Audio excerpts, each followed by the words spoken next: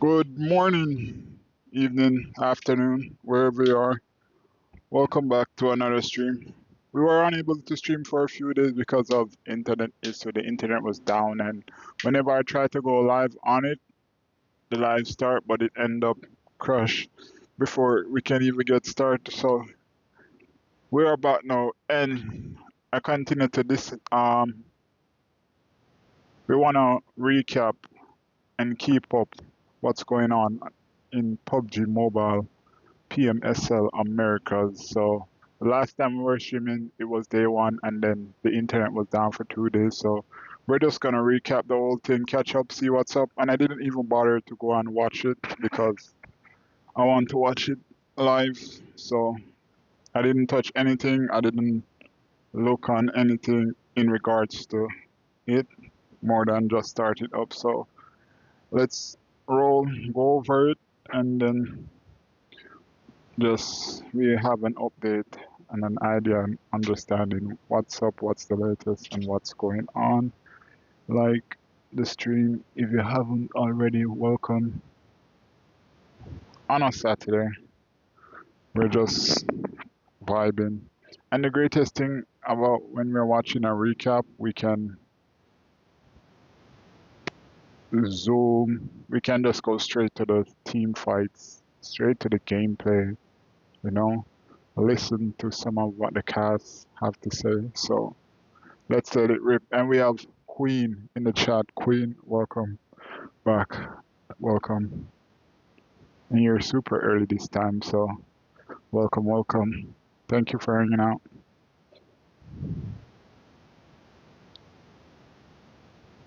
All right, so we can zoom out all that and just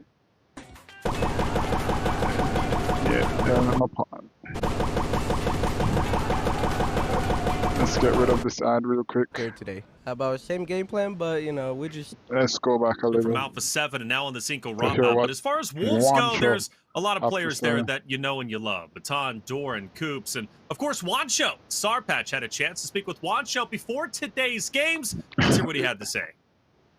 All right, guys, here we are about to start day 2. Oh, for real? Yesterday. Tell me about it. Thank how you, it went. Queen. It wasn't that good. What do you think you're going to change for today? we're just not changing much. Just pretty much a warm-up day. That's about all. We're just not gonna be playing scared today. Why you hear me? About What's same the game plan, but you know, button? we're just gonna be playing more, you know, not scared. That's it. They were nervous yesterday. Today they're going to do better. Thank you, Juancho. There it is. Nervous yesterday, I 7. Today, feeling a little bit better, I guess. So nervous? I mean, if that's nervous, you know what? I'll take it. In regards to them being able to say they're going to keep the same strats, I'm hoping it ends up working out. As I mentioned earlier, I just want to see them being able to survive a little bit longer in the matches. Well, without a doubt, and that we can speedrun straight to the match. Knocked is that Influence Rage has been able to get those placement points, but the only placement points that they have come from them being able to get wins. Ever since they're not able, if they're not able to get a win, they're just not getting any placement points. And I'm intrigued to see if they're actually going to end up committing here, or if they're going to have to back up. But with how close this is looking and how committed X-Force is looking here, it looks like they are going to have to defend. You can see some of the players, they're not really being fully set up in regards to the loot. Diego holding an angle. We saw what beautiful grenade he was able to throw yesterday on some of the matches, and Law as well. At least they're currently close by. There you go. Forrest does end up getting eliminated. This is the opening that X-Force has been looking. I'm enjoying here how patient X-Force is being, taking their time, not being too overly confident because they know that they're going up against Influence Rage. Yeah, an Influence Rage. It looks like it's going to be Diego spearheading. Unfortunately, 24 Ks, and they just missing the mark, getting the player at least half HP. But this is the scary part. This is the moments where those TPP angles, those right-hand peaks really start leaving you open to potentially getting shot. And X-Force, they're playing this so slow and methodical, just trying to force Influence Rage out, but they're pressing the nerve now. Valak going in first, getting traded out immediately for Alim, and this is where the smoke comes into play. Unfortunately, Fade as well getting knocked. Lox, who found himself under the roof, might be getting a cheeky angle here in the pre-fire. Drop down, gets one, making this, I believe, a 1v2 situation inside. Lowboy needing to group up with Law, trying to figure out where this last player is, understands that he's on the roof here, and for the most part, he has the right technology. 24Ks matching him with the DBS, but Influence Rage, you have to be careful. Law setting the narrative, resetting. He's not trying to overdo it here. He needs to make sure that he gets this last elimination, at least be a duo. We've seen the pressure that these squads can have as a duo if they're paired up and able to actually take these engagements. But you can see just how devious of an angle this is, Taylor. It's just, I mean, how do you even push this if you're Influence Rage? I know there's the doorway they can maybe jump on, but that's all about timing, and you have to be picture perfect with it if you want this to succeed.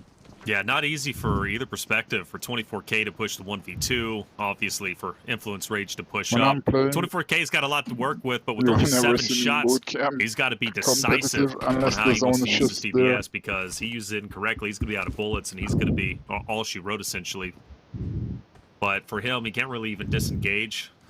And that's what I would do. I was going to suggest, like, if I'm Law or I'm Lil Boy, I'm breaking one away. You know 24K is not going to push you. I break one away and see if I can get an off angle, potentially from another building, and take him out on the rooftop, right? That's what I'm doing, because 24K can't afford to push up. Only 5 shots left in a DBS. He's running on fumes at the moment, but this will stagnate. But the reality is, 7, like, no matter how this ends up unfolding, X-Force, Influence Rage, they're already going to have a tough game number 1, because they're not going to have the forces to battle with going into the end game.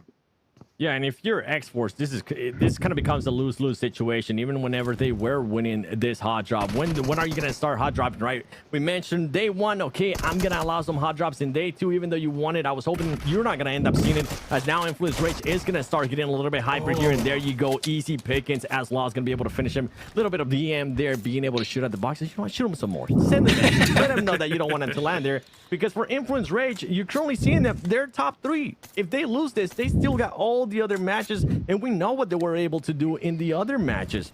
For X-Force, it's a lose-lose situation. Even if they would have won that, I don't know if you guys feel the same way, but at least this is how I'm taking it, because even if you do end up winning, you end up losing players, and you end up just hindering your potential to maybe end up getting even more points in Sandhawk.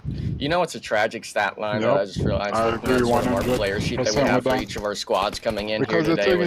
Fate from yesterday, even though they were on that bottom half of the leaderboard, finished off yesterday with the 3rd most damage in the lobby. He's putting in the work. He's getting at least some shots connecting each match. Just that squad is not really able to picture themselves in these winning scenarios, and especially for today, we know Sandhawk, it's going to be the first map. I see it as more of a warm-up, get your fingers going sort of deal. Make sure that you're able to actually win these gunfights that you're taking on Sandhawk. And especially for X-Force, I was really hoping that they would win that 4v4. At least come out, maybe only losing 1 or 2 players, but instead goes to the Brazilian superstars. And Taylor, I'm not sure what your thoughts are with X-Force, at least to begin with, but seeing Fate at the top damage and stuff like that, I know we had an interview set up with Valak as well. He was looking a little nervous on the back end. We were able to take a peek, but X-Force, I'm needing to see some signs of life today. It's way too troublesome, their performances right now. We taking pics like that. Get out of here. Way too troublesome, their performances right now. Well, I think the frustrating thing for me is I know X-Force has such a high skill ceiling. They do, and they have such high potential, and they don't live up to that potential often. But I will say for Fate, it really isn't surprising to me that he's so high in the damage. I mean, you look at his performance yesterday. We were shouting at the top of our lungs multiple times at plays he was making, the ways he was staying alive, supporting his roster and his team. Fate is a great player, even during his interviews, as I said yesterday. So poised, in control. You look at Fate and you just see a pure competitor. I'm a big fan of Fate, always have been. He's got the looks, he's got the moves, he's just that guy. But again, it's just like Revo. Like, Revo can be tearing it up on the battlefield. He's still going to do damage to the teams, but if the rest of Alpha 7 isn't there to back him up and support him, Alpha 7 isn't the team that they currently are because of just one individual. So even as good as Fate is, X-Force as a roster needs to truly step it up and just come together and overall figure it out. Now, for Vios Gaming, in deep trouble, and Shallow Waters getting gunned down. Royals of War, Loops, both focusing their attention on them. I don't know how they got into this spot, but I know they're regretting it now, 7.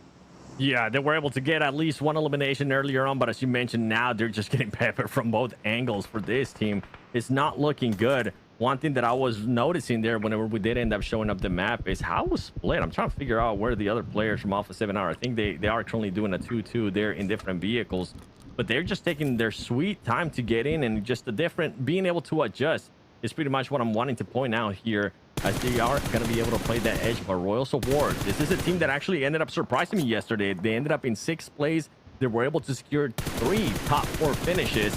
And if this team is able to even continue on that consistency, they will maintain themselves within the top 5. Because even as much as we're hyping up Influence Rage, and as much as I want to hype up Influence Rage as well, in regards to them being currently in the top 4, that team really didn't perform that well outside of their wins. They ended up getting 11th place, 14th place, 13th place, and 12th place with really not that many eliminations. So I wonder how Influence Rage is going to be acting today if none of those wins come their way. That's a fact. And that's a narrative, right, for some of our rosters, including Intense Game. They don't have that pop-off Game 6. They're not in second place. Then we start questioning, well, how good is this roster? Are they living up to their potential? And you could say, again, the same for so many rosters out there. But it does excite me. I mean, E7, you mentioned the inconsistencies, but Influence Rage is still at 55 points compared to the 76 of Alpha 7. So that shows to me, even though Influence Rage isn't placing as high as we would want them to, they're still remaining competitive. Imagine if they fix their longevity. Imagine if they're able to successfully make the top 3 and still get the eliminations they're getting. I mean, they could be a top running team potentially going for gold. Yeah, exactly with what I'm mentioning, right? If for some reason those wins don't come their way, then we'll actually end up seeing their true colors. Can they adjust and actually become consistent and get points, chip off points like some of the other teams have been able to do? I mean, one team that I can think of right off the bat that I was kind of hyping up earlier, Royals of War. That team didn't end up with any wins, but they were making sure that they at least were able to secure top 4 finishes, top 3 finishes. And whenever those top 4 finishes came about, they were able to back it up with elims, because some of the other teams that I'm looking towards the bottom of the leaderboard, when you got VIP Esports and A, when you got All Glory Gaming, especially VIP Esports, they ended up in one match. I think it was the first Myanmar in 4th place, and they ended up with 0 eliminations. Yeah, good job on getting the placement points, but you're not really able to back it up, right? Yeah. What you want to see out of this team is you want to be able to back it up at least with some elims, as 9C gets eliminated by Team Liquid. Oh, I don't even know what happened there. Maybe it was just a rotation on foot, not able to even, I guess, make it to their prime position. We saw that circle shift going right onto the mountaintop, a rare zone, to be honest, for us to see. We always see it kind of shift more towards Haunton and stuff like that. And I was happy you had mentioned Royals of War, right? Fortunately, we'll have to get back to that big fight going on. Actually, 2 of our squads that are desperately needing points, VIP versus Savage, and unfortunately, Snacks is all over Ayuya.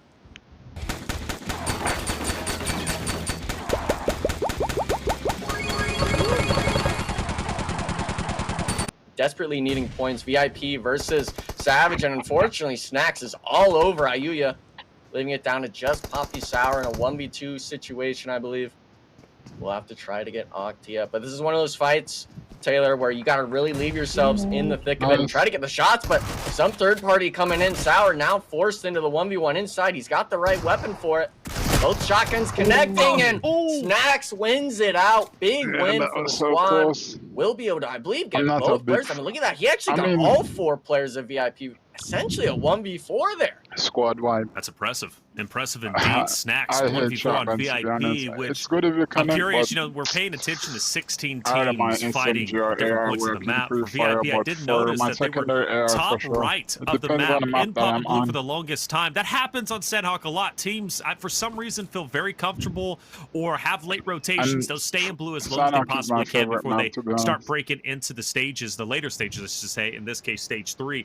But VIP must have rotated all the way around, starting from the northern side, going to the eastern side, then the southern side, all the way to the westmost bridge, and they come over to attack Savage. And who knows, by the time they get there, I'm thinking they're already weak. Maybe they lost a player already to blue zone. I don't know what took them so long to get to that point, but that's the risk you take when you stay in blue for as long as they did. You know there's going to be a team, most likely, who's going to be gatekeeping you, who already has hardcover POI, and especially when you're going over those bridges, it's just deadly. It really is, and Savage clearly had their number, and it's unfortunate for VIP. I really hope in the future that they clean that up, at least on their Sandhawk. But they're going to have to wait till tomorrow because it's only played once a day. Yeah, and the scary thing about it is you talk about the bridges. Seven, you're noting Royals of War. They're still camping this eastern side. They dropped directly onto one of the Wolves players. I believe it was Coops, and immediately took a 4v1 on his split drop compound.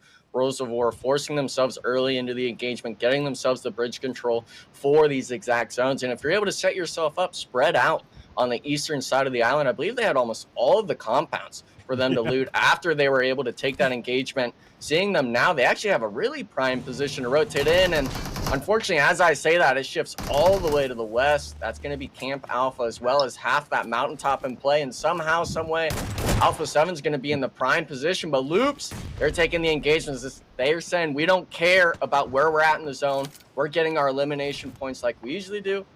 Fortunately for them now, it looks like they're a bit too split up from that Rose of War split, now being down to just a solo.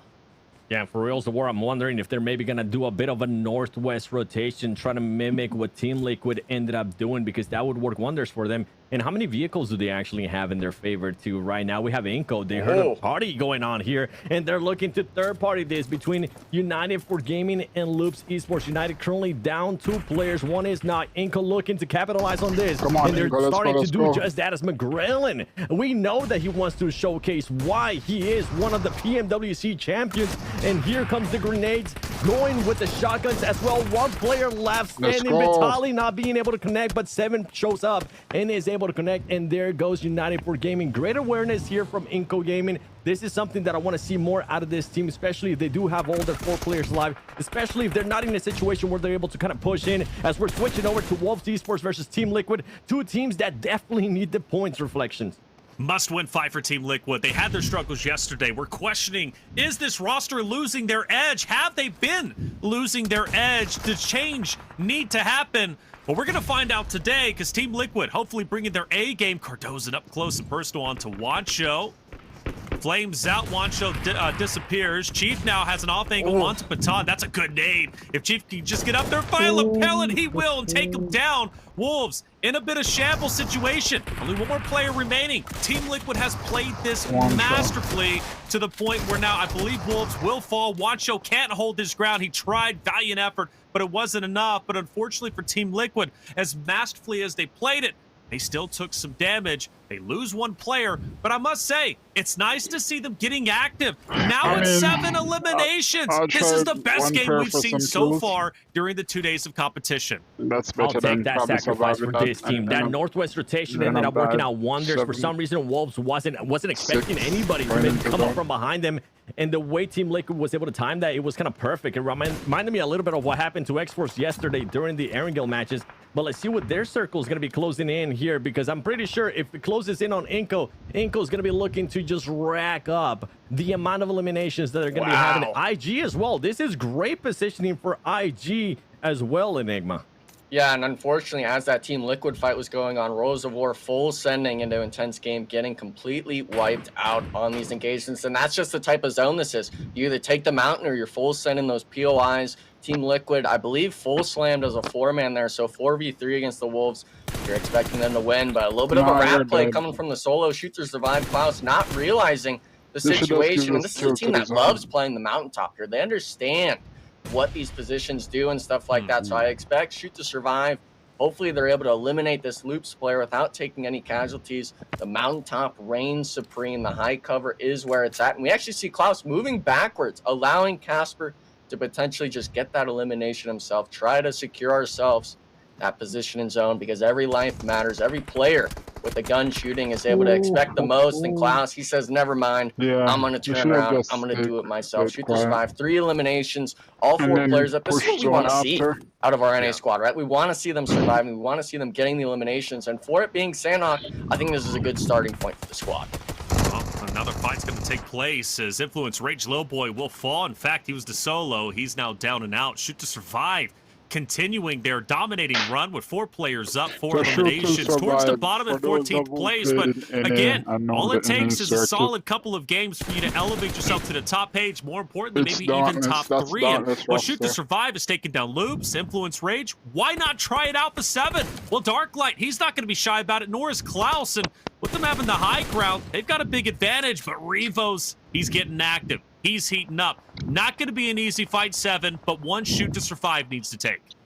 Yeah, and luckily for Alpha 7, they have at least some cover here, and they do have the advantage that they're still within their circle. They are willing to just wait a little bit longer to see how this is going to play out with some of those teams. They know that Inco's going to be towards the bottom of this cliff. As you can see, the grenades coming in. Shoot to survive, keeping an eye here for Alpha 7. Will Alpha 7 be able to survive? I'm not sure what type of utilities they have. I know that they took a very long time to be able to rotate into this actual circle when we ended up going to North Island. But Claus, we saw him being able to psych out some of the players there from Loops earlier on. Can he do it with Alpha 7? Alpha 7 now starting to use some of their mobility to their advantage, getting a little bit closer, making it harder here for Shoot to Survive to being able to spot them. But they need to be careful because Inco Gaming is close by. And while all of this is happening, there's one team that's absolutely loving this. It's not only just going to be Team Liquid, it's also going to be IG because they're not having to really fight. Introducing Create Studio, the world's only AI-powered 3D character video creator. It's going to be IG because they're not having to really fight against anybody, especially IG. Yeah, this is a crazy fight that's about to go underway. Rio needs to be very careful. He's okay, so he knows Inco's in front of him. That's good. I thought he was full sending without any awareness of where Inco was, but he's smarter than that. And in fact, he's going to potentially try to poke Barabin, but I think he's expecting them all to be at the car. Yes, he is. He wasn't expecting Vitali and Co. to be off to the right and be that close. A bit of a blunder, but now the fireworks start going off. And it's going to be Shoot to Survive, picking up a couple more eliminations, and that's going to be on to Savage. Klaus truly waking up, and Alpha 7 says, well, now's the time to get active. But who do they challenge, Enigma? You can't really go out to Shoot to Survive, at least right now viably. You can't go down the hill onto Inco. Alpha 7's getting put into the blender. I hate to say it. Yeah, and unfortunately, it's just Team Liquid as well from Narnia taking shots from the compound. Unfortunately, it's just Alpha 7. They took a little bit too long to pressure Inco. Having Shoot to Survive as well as a full 4-man on top of the mountain. Shoot to Survive actually sent 3 players down to the south side just to add more to the chaos. Essentially 12 or 15 players before the shots started raining down, all condensing down on the cliffside. And we even see it here. Mafioso trying to weasel his way in, but he has to drop down. He gets one with the shotgun, almost making it 2, but the Inco spread, the vehicles reigning supreme. Unfortunately, I'm not sure if McGrone will be able to get Vitali up. As long as they're able to keep 3 players, I don't think it's too bad, but I'm not... What happened here? Klaus down and out. He had 5 of the team's eliminations here, 7. What goes from good to bad for Shoot to Survive, they got to make it in the zone out as a 3-man.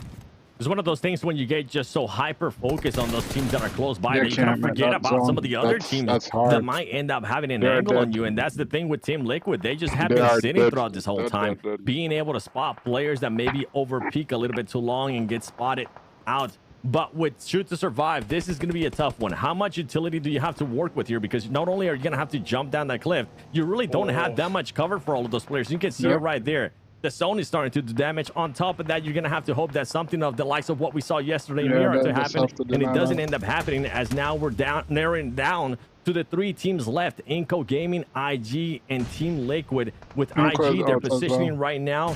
They're gonna have to start moving around. They're gonna have to need to use the madness there a little bit from Inco Gaming. They're gonna be able to eliminate them alongside Team Liquid, and it's gonna come down. Can Team Liquid finally back it up? Can they showcase why they were the champions last year of the PMSL America Spring Split, as they're looking to perform miracles here on the 2nd day?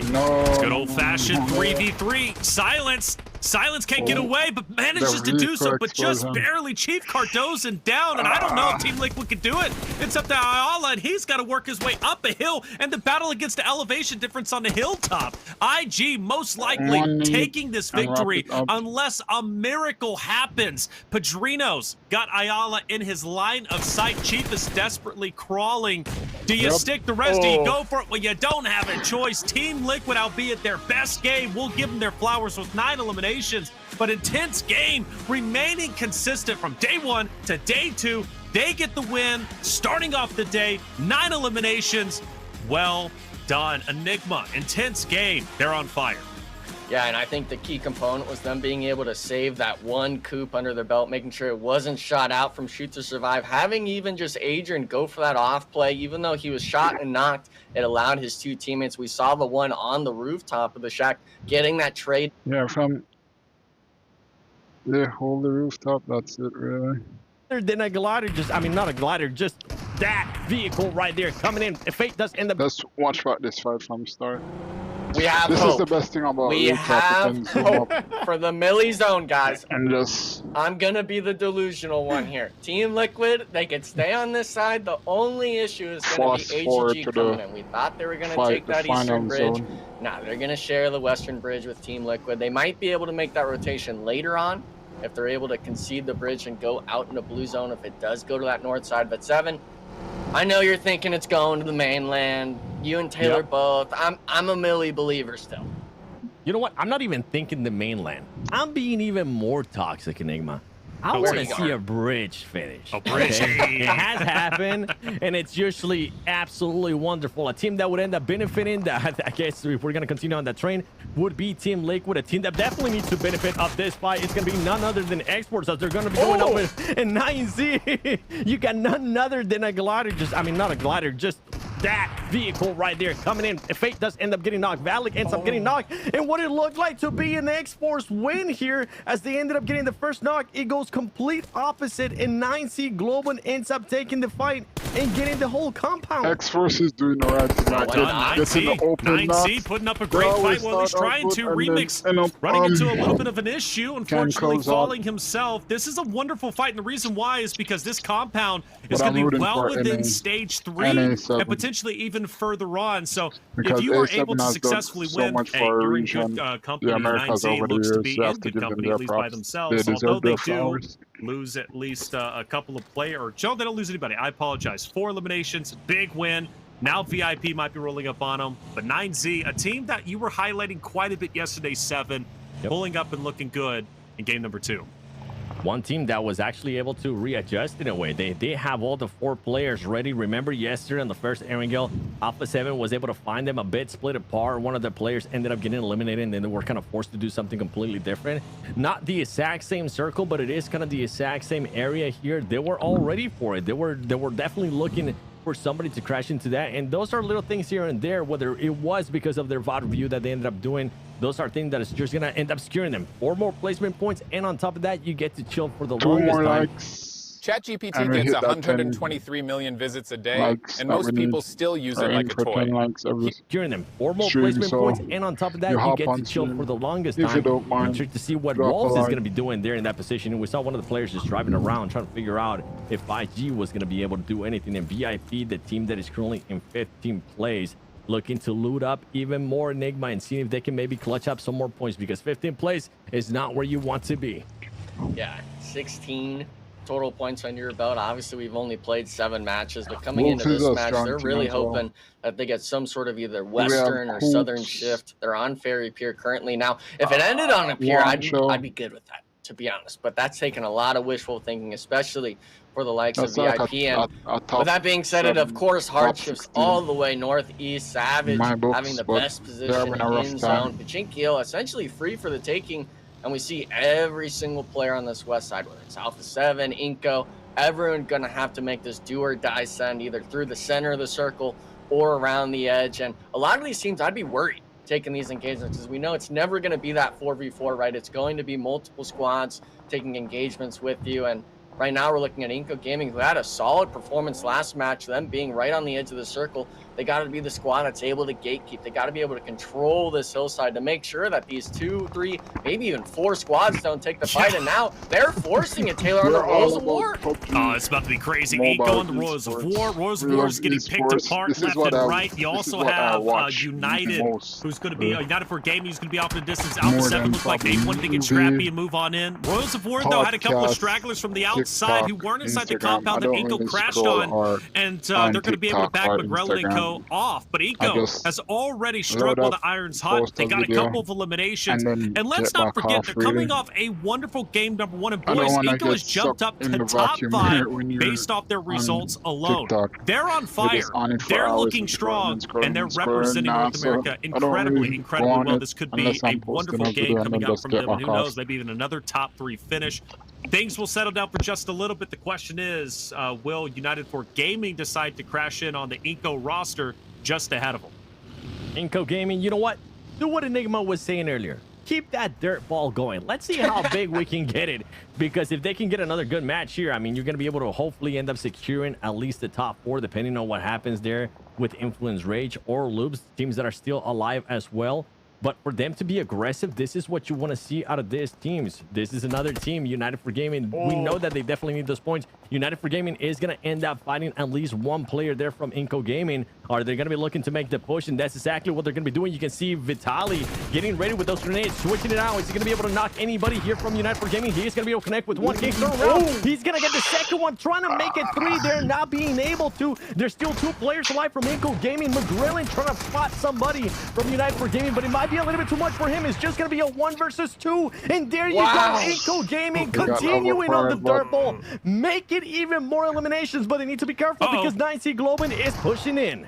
9C is coming in. They even have a hovercraft that's going to be off to the left-hand side. Remix. Milos is going to have an off angle. This might be the end, and it will be for Inco. But give them their flowers. They took down 2 teams. They crashed in a Royals of War. They then took down United for Gaming, who had no choice but to push into them. And then 9Z happened to strike when the iron was hot, exactly when Inco was still recovering from the 2 previous fights. Let's create a song about getting ghosted using Donna. A dark pop song about getting ghosted. Shadows of Silence. Okay, let's hear it. Late at night, staring at my phone, waiting for your call, but I'm all alone. You said you'd be there. Close, but I guess I was wrong. Very good. You left me in the dark, feeling so withdrawn. Still recovering from the 2 previous fights against United for Gaming and Inco. So in my mind, that's still a big win for Inco. I personally don't think they did anything wrong. 9Z just knew when to strike, and they did so appropriately. Now they've got to push in, which is going to be Loops just ahead of them. We transfer our attention to Team Liquid. Last time we were looking at them, Enigma, they were coming across that bridge. They were pushed back from Team Wolves. Now they've got Wolves still to deal with, but also they've got AGG that they're trying to finish off. And this is a rematch, a revenge fight from yesterday's competition on Erangel. Yeah, and for Team Liquid, they actually rotated last zone. It wasn't like they came in just now. Unfortunately, they might have pulled an X-Force mistake, realizing that they didn't realize that a team like AGG was on their backside across the bridge, making it a 1-for-1 trade. It's not like it's a do-or-die play just yet, but for Team Liquid, having to have Wolves to your west, Intense Game to your east, and AGG at your backside, it really limits you on how you're able to rotate. We could see it as well here. Charlie just... I mean, this is kind of a grief play on a Team Liquid, to be honest. There's not much other counterplay you can do. You got to go at least for maybe the elimination on one of the buggy players, at least a tire potentially, but not going to find it. And I'm interested in seeing where Team Liquid actually goes, because looking at that map feed and stuff like that, I know that there's not too much room to play. A lot of this zone is going to be that southern Pachinki field, if not everything on the mountaintop. So these teams right now, Taylor, I think they're going to start dropping like flies. They're going to start really piecing themselves out on the edge of the circle here, looking for even just a rock to play behind for the circle shift. Well, Team Liquid's looking for even more than that, aren't they? They're pushing up, they're getting aggressive, and they're going dead center. This is a classic Team Liquid play where they love to just full send it in between everybody, parting the teams, and take dead center zone, and they're going to be successful in doing so. Still a 3-man unit. They're set up nicely, and they're looking to go back-to-back. They saw the memes, and they want to prove the memes wrong. They said, look, guys, we're still Team Liquid. We're as strong as ever. And after that game 1 and potentially this game 2 finish, I'm starting to believe the redemption arc is fully underway. On board with Alpha 7, what are they up to? Well, they got 9Z Globit, the team that took down Inco Gaming just a little bit ago, and they got Influence Rage just up ahead there, 7. And if Alpha 7 is going to be able to clear 9C, that's going to be massive for this team. We'll see if that is going to end up happening. We know this is a team that likes controlling a big area, and especially with these rotations that they've been able to do now, forcing Revo to just use up a lot of utility. 9C, remember, they got the hovercraft from X-Force earlier. Are they going to be able to use it to their advantage as Alpha 7 now trying to realize what are we going to be doing here? Are we going to just commit to this fight even though Revo is at a disadvantage, or do we want to move on about teams that are currently just trying to feel out? Nobody really wanting to hop out of their vehicles and go for the strike. There you go. 9C's wanting to, but they might not be aware that Rebel's currently on the off angle. Rebel not being able to fully connect with the shots right there as he got very close to almost knocking that 9C player. And Alpha 7 now wanting to be a little bit more aggressive, taking matters into their own hands, taking the fight towards 9Z. Yeah, and this is a big moment, even with the damage, with the hovercraft and the finish. Oh man, Alpha Carrillo, I'd like the play. It's just how do you counterplay that? The hovercraft just full send. He basically covered up the whole screen. Bro, you can't. How are you going to counter a hovercraft in a car? The hovercraft takes you down. The car finishes you off. That was that was disrespectful. I'm just going to be completely honest. That was highly disrespectful, man. But you know what? I'm here for it. The disrespect is good sometimes against your competitors. And for Alpha 7, they are fuming. They just lost a player like that. But no time to really dwell on it. You've got 9Z Globan who's pushing up onto your position. They've got a car, you know, best case scenario, they re-rotate, and they're going to do exactly that. Now, Loops potentially having to face off against a hovercraft, and I'm getting worried for him just like I was worried for Alpha 7-7. That's right. With Loops here, I think they were trying to find an opening to maybe get into the fight there between 9C and Alpha 7, but it didn't really offer itself. And what ended up happening to Korea, to be completely honest, I think he still thought that 9C was going to be within the smoke, and that's why you saw him being able to get out and start shooting automatically towards where the smoke was. And he's like, I got knocked by a hovercraft. Okay, boys, I'm dead. Just got a double whammy right there. Wolves is getting eliminated as well on the elimination feed. Currently now down to just 2 players. Team Liquid, though, I'm enjoying what I'm seeing, at least from the elimination feed out of that team, getting some eliminations, getting some knocks here and there, and Juancho trying to get out of this situation, but running into the tiniest I'm shooting that vehicle. Unfortunately, you can't destroy that just yet in the match, but they left Doran in the back trying to get an elimination, getting the knock, I believe, on Afraidy, but not able to get the thirst. Going to be a solo now for Wolves, and a car on fire. Get away from it. Juancho running in the open. Cardozan trying to get the shots. Will be able to connect. Wolves, 5 eliminations. Really a tragic story, to say the least. They were forced on that southern edge in the field, reigning supreme. But now we're back to the north side here, Taylor. Alpha 7 forced to deal with the hovercraft yet again. Milo's just really full centered on the mountain, and now at least they have Revo live. They've got Squash as well. Both of their top hitters. Can Alpha 7 still make the most in this 2v4 spot? Yeah, during the Titan series, we saw a lot of hovercraft action. Actually, it was X-Force who was utilizing the hovercraft so very well. Nice to see it coming back into play. It was sorely missed during our 3 games of Erringel yesterday. In fact, I don't even think we saw a hovercraft maybe once. If we did, it was just for a fleeting second. This time, it's taking a front and center moment on our screen. When you secure the hovercraft early, that's a plus. That's not easy. Potentially wanted to get a third party. That's kind of going to be their game plan. Nobody is going to really shoot at the overcraft. An IQ of 85 to 115 is considered average in the US. An IQ of expose where you're at, because you just die easy. Players, they're a little bit in shambles. We've lost now 6 total teams. We're down to our top 9. Depends on how much you're going to lob it. It's really starting hard. to get a bit dicey, and again, more focus has to be here. Nozada is going to manage to pick up 1. Milos is going to try and utilize his nades to take down Rafina, and Co is going to be just up ahead. And for the hovercraft, well, it's going to be down and out. And now they're looking for revenge. They're trying to run him over like he was running everybody else over, but it might not matter because the nades are taking him down slowly but surely. And 9Z, I believe, are on the out. But can Remix clutch it up? No, sir. Loops clutches. They're taking the fight. And now at 7, is this where Royals of War or Alpha 7 go in and attack? For Alpha 7, I mean, this team is always looking to third party, so yeah, more than likely they are going to be looking to do that, even if they are down 2 players. You can see their squads being surprised, though, by the Loops players. And the thing is that with Alpha 7 now pushing, allow Influence Rage to make that push as well. Third party after third party after third party. And what we saw there, 9C being a little bit dominant with the hovercraft, that's not going to matter anymore because it's gone. Royals of War trying to get into the action as well, but I mean, Loops, to be honest, even though they might not have an insane amount of eliminations, with the 6 elims that they've been able to pick up so far, this is massive for this team because it didn't look like they were going to be able to really do much from the position that they were in. And there you go. That is it for Rafinha, but 6 elims for Loops, at least something for them to be happy about. Yeah, but now it's just this 1v2 scenario. At least he's got this ridge to work with. 4 Royals of War. We're talking top 6. Every placement matters here. A lot of these teams losing those casualties early on, and now we're seeing it as well. The duo is starting to feel the pressure from these 4-man squads that set up early. Savage having smokes, having just nades pulled out in the open. I'm surprised no one else taking shots on him now. Forced again the vehicle, but Chief, the self-nade. I'm not sure what happened there, but now we're down to the duo of Team Liquid here, trying to hold off 2 whole squads. Cresting over the mountain, make it 3 actually. Oh my goodness. Intense game, Savage and Shoot to Survive. All 3 craning down on your squad. 7, your Team Liquid, I think you gotta just find a safe spot at the end of the day. You gotta disengage from this fight.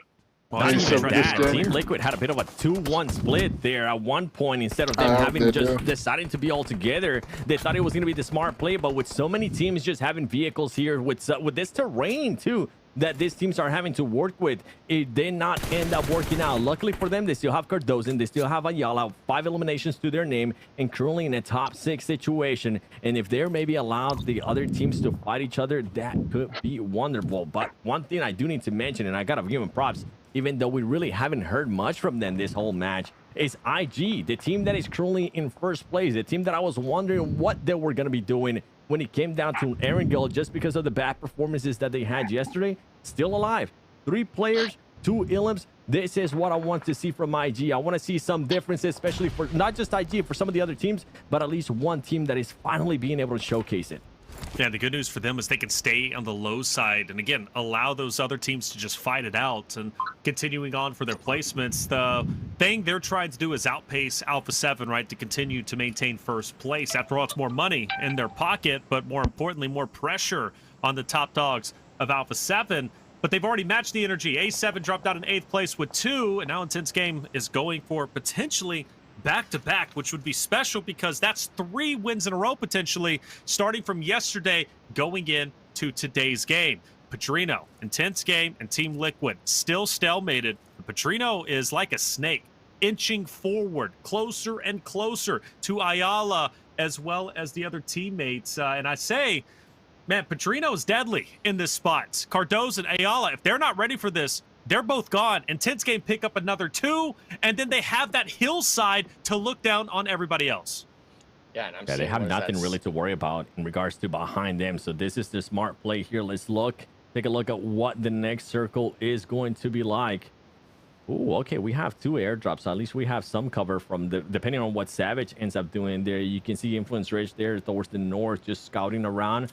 Okay, Savage is going to be safe. Ayala and the squad, the 2 duos there from Team Liquid, is going to be safe as well. Now they're going to have to start worrying a little bit more towards the east. And I wonder if they're just so confident. They're really not expecting it. The grenade going to be coming in and it's going to end up connecting. You were saying it. Reflections, Padrino being sneaky there, and he ends up connecting in a big way with Ayala. Oh, and Ayala's completely gone. Cardozo last alive. This is where IG is going to start to tighten the vice grip. They managed to get 1. Now they know they've got the numbers. They're going to continue to push up. No third party really to challenge them. Maybe Diego off in the distance, but for Cardozo, he's just all by himself. And the question is, when do you want to push up? When do you want to make the attempt? Well, for Adrian, a playmaker from yesterday with so many great moments, is going to take matters into his own hands. Cardozo has to swing the angle, but he just can't cover them all. And Team Liquid will be finished off in 6th place.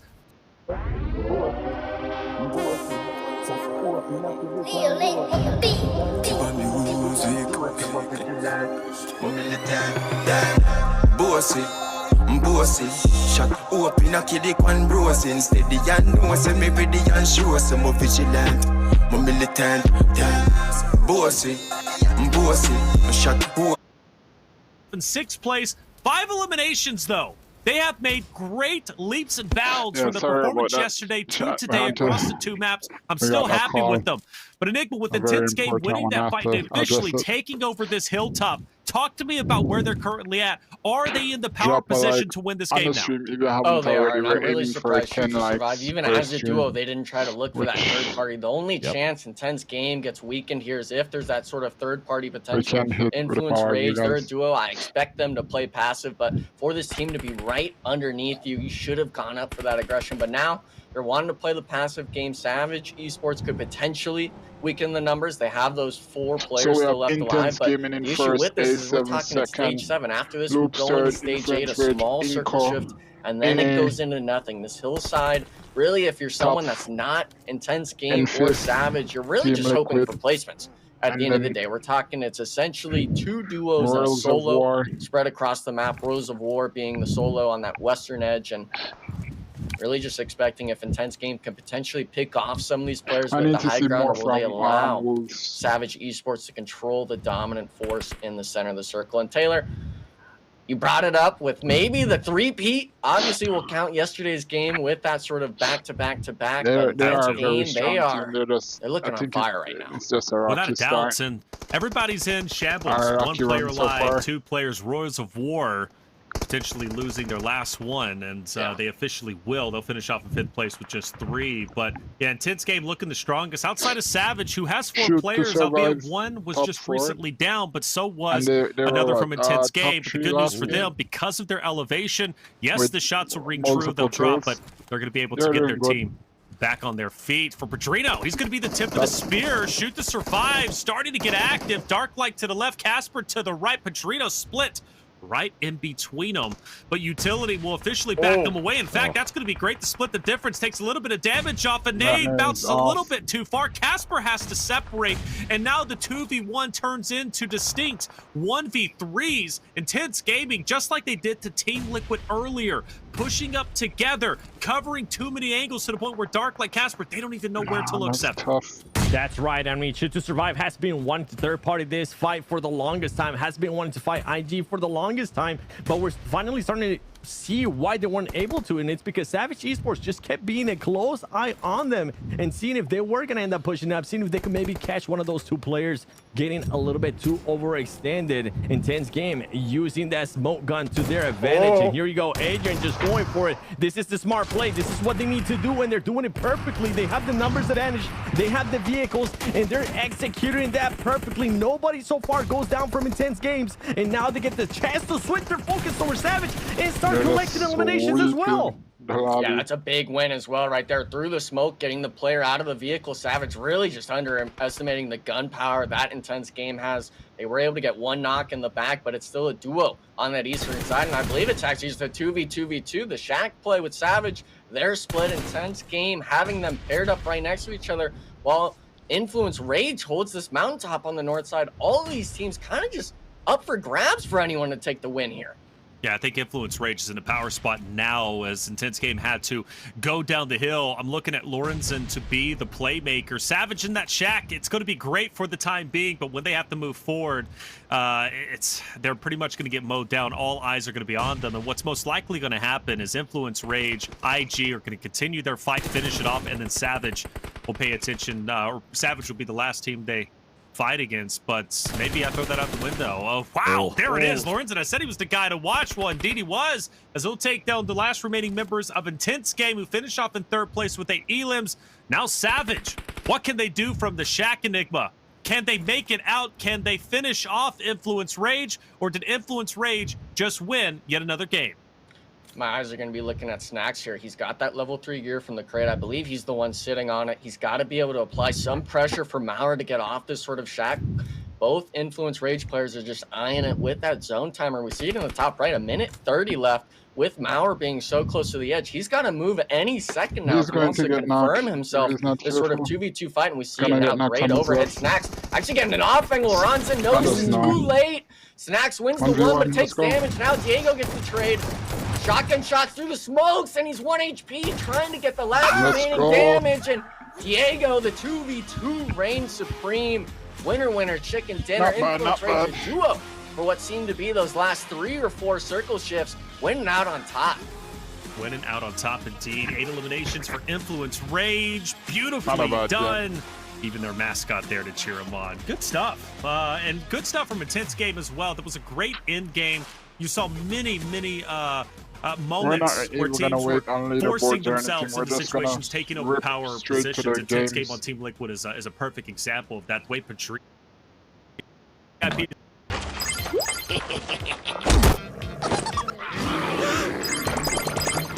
There's no way VIP joins into this party, is it? Like, VIP is now at Ferry Pier. We've seen United for Gaming make the mistake. Does VIP make the same one? Take the vehicles to the bridge. I know it's scary to cross that bridge. Typically, teams are camping it, but there's nobody there. They don't know that we do. Squash is picked up, and Enigma, you think it was strategic to drop Squash out into the water and pick him up later on so he can then call out the rotate from United for Gaming if they decide to do it? Because he had a perfect vantage point, and most likely because of his call out, Alpha 7 was very well prepared to challenge United for Gaming before they got anywhere close to the shoreline. We call those happy accidents when it comes to the competitive spectrum. Okay, Squash, unfortunately for United for Gaming, I don't believe they were able to see how many players were in that boat. So I believe they actually thought all 4 Alpha 7 players were going to be stuck in the water instead of it being just Squash They only saw that one boat leave, not both of them. And after that, I mean, we all saw it unfold in front of us. One big mistake I think we saw from Alpha 7 is going to be allowing Mystic from United for Gaming to be able to keep rotating in the boat. He potentially could save his teammates in the water if he can find the shots onto Alpha 7. And one thing, you were talking about VIP taking the boat.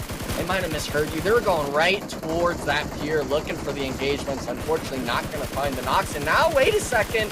They're giving the free shots to Alpha 7. They're free-farming right now across the water. The boat explodes. I believe they even got one player close to being knocked. That's not... What happened to the bridge? What happened to scouting back in the day, okay? No one by the bridge right now. Yeah, it's getting messy. It's very messy, and Alpha 7's very happy for this. They were the team to rotate first. I feel like Reflections. You what? I feel like they're hating life because they're just causing so much damage, and they still are sitting at 0 eliminations. We saw United for Gaming. They ended up jumping out of the boat because it was about to blow up, and then when they saw the players like what we're seeing right now with VIP happen here, stopping them from getting the hovercraft, which is actually really smart from Alpha 7, they ended up just denying the eliminations. Now they're trying to see if they can actually secure some. There you go. At least now Rebel's going to end up getting one. Wow. There it comes. Yeah, he's got him. VIP's fried. Legend. Ayuya. Nowhere to go. Taking the hovercraft is just adding insult to injury. On to the other bridge fight. This is on the complete opposite side, on the right-hand side of the map. Shoot to survive. Going against Vios Gaming. And let's also add an Influence, Rage, and Inko into the mix, who are going to be just dragging behind. And, well, this is about to be just a cacophony of non-stop eliminations. And the question is, who's going to pick up the majority of them? And let's also throw IG into the mix. IG is going to be gatekeeping Influence, Rage, who's about to start crossing. Now Inko's running straight in. Enigma. This is going to be like your typical bridge fight. This is why I love bridge fights. I really do, because at times you get so many teams stacking up. That's what we have. 1, 2, 3, 4, 5 teams on the right side bridge.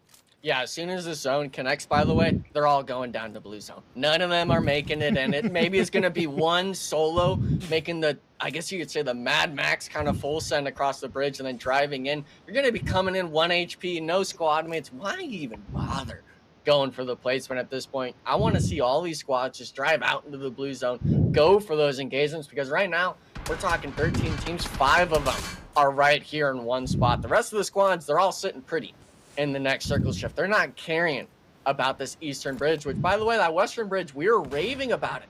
No one took it after the first zone. They all opted for those vehicle rotations, and unfortunately for them, Alpha 7 was the only team to really get the points for them. And every second out here, I mean, it's really just showing how many meds these people have. We're seeing Marlon working with 2 bandages. His teammate at least has some med kits to his name, but the rest of these squads, as soon as you take damage, they're actually looking for it. They're going to start using it like it's candy out here. Darklight now getting pressured on. Has the shotgun shots, but he's waiting in the smoke like a rat in the night. These teams right now, I mean, this is the plays you make when everyone starts gridlocking each other. They don't want to rotate. Everyone goes for those points. And Taylor, at least Influence Rage, they're actually keeping their numbers strong somewhat here on the bridge. Yeah, they are. They're holding it down. And I do want to point out, Inko has made a hard rotate over towards the bridge where nobody is at. It's a big heads-up play. 7, it's a bit of a leap of faith for Inko, right? Because they don't have the overhead map. They don't know that nobody is camping that western side bridge. So they're taking a leap of faith, but it's going to pay off. Yeah, and I think once they get even a little bit closer, there you go. Now they're starting to get a little bit closer towards the bridge. They're gonna end up realizing, okay, boys, I don't think anybody's gonna be holding this. There was so much shooting going on that eastern bridge that is the right call. And honestly, once again, impressive play. Little things like this, impressive play there by Inko Gaming, and showing why currently they are the top NA team when we end up showing the overall. Because of a little place like this, they're allowing themselves to, you know what, let's secure a spot possibly within the circle, or at least inside the military island, without having to fight our way in like all of these other teams are having to do. And they were able to make it in. Nobody ended up getting knocked. They didn't have to use any utility, and on top of that, they might even get an airdrop as well. So great heads up play there by Inko Gaming. Nice. Now we see it. The Force 1v1, and you got the kill. No both teams are eliminated. Only one of them got the elimination. I believe it was actually one Vios Gaming player Nunez making it in, so we knew. At least all of those players, they were done for. And going back to the Eco Gaming rotate, we see them now. They actually kept going to the far south side, which should have been X-Force's spot, right? Instead, they went to Rose of War completely free on the south side. Now, unfortunately for Inco, there's not a lot of terrain, really. They can play too much, but we've seen something a little spicy for this north side. Loops really has to be careful. Never mind. I know Team Liquid's there, but still, dealing with the pressure, dealing with the active play, I guess we could say, from Team Liquid, opting to look for this engagement early on. Unfortunately, they did lose Cardozo early on here, 7, but Team Liquid, through the eliminations they've gotten over the last 2 maps, I definitely feel them. If I told you that you can have all the best image models on one platform, what would you create?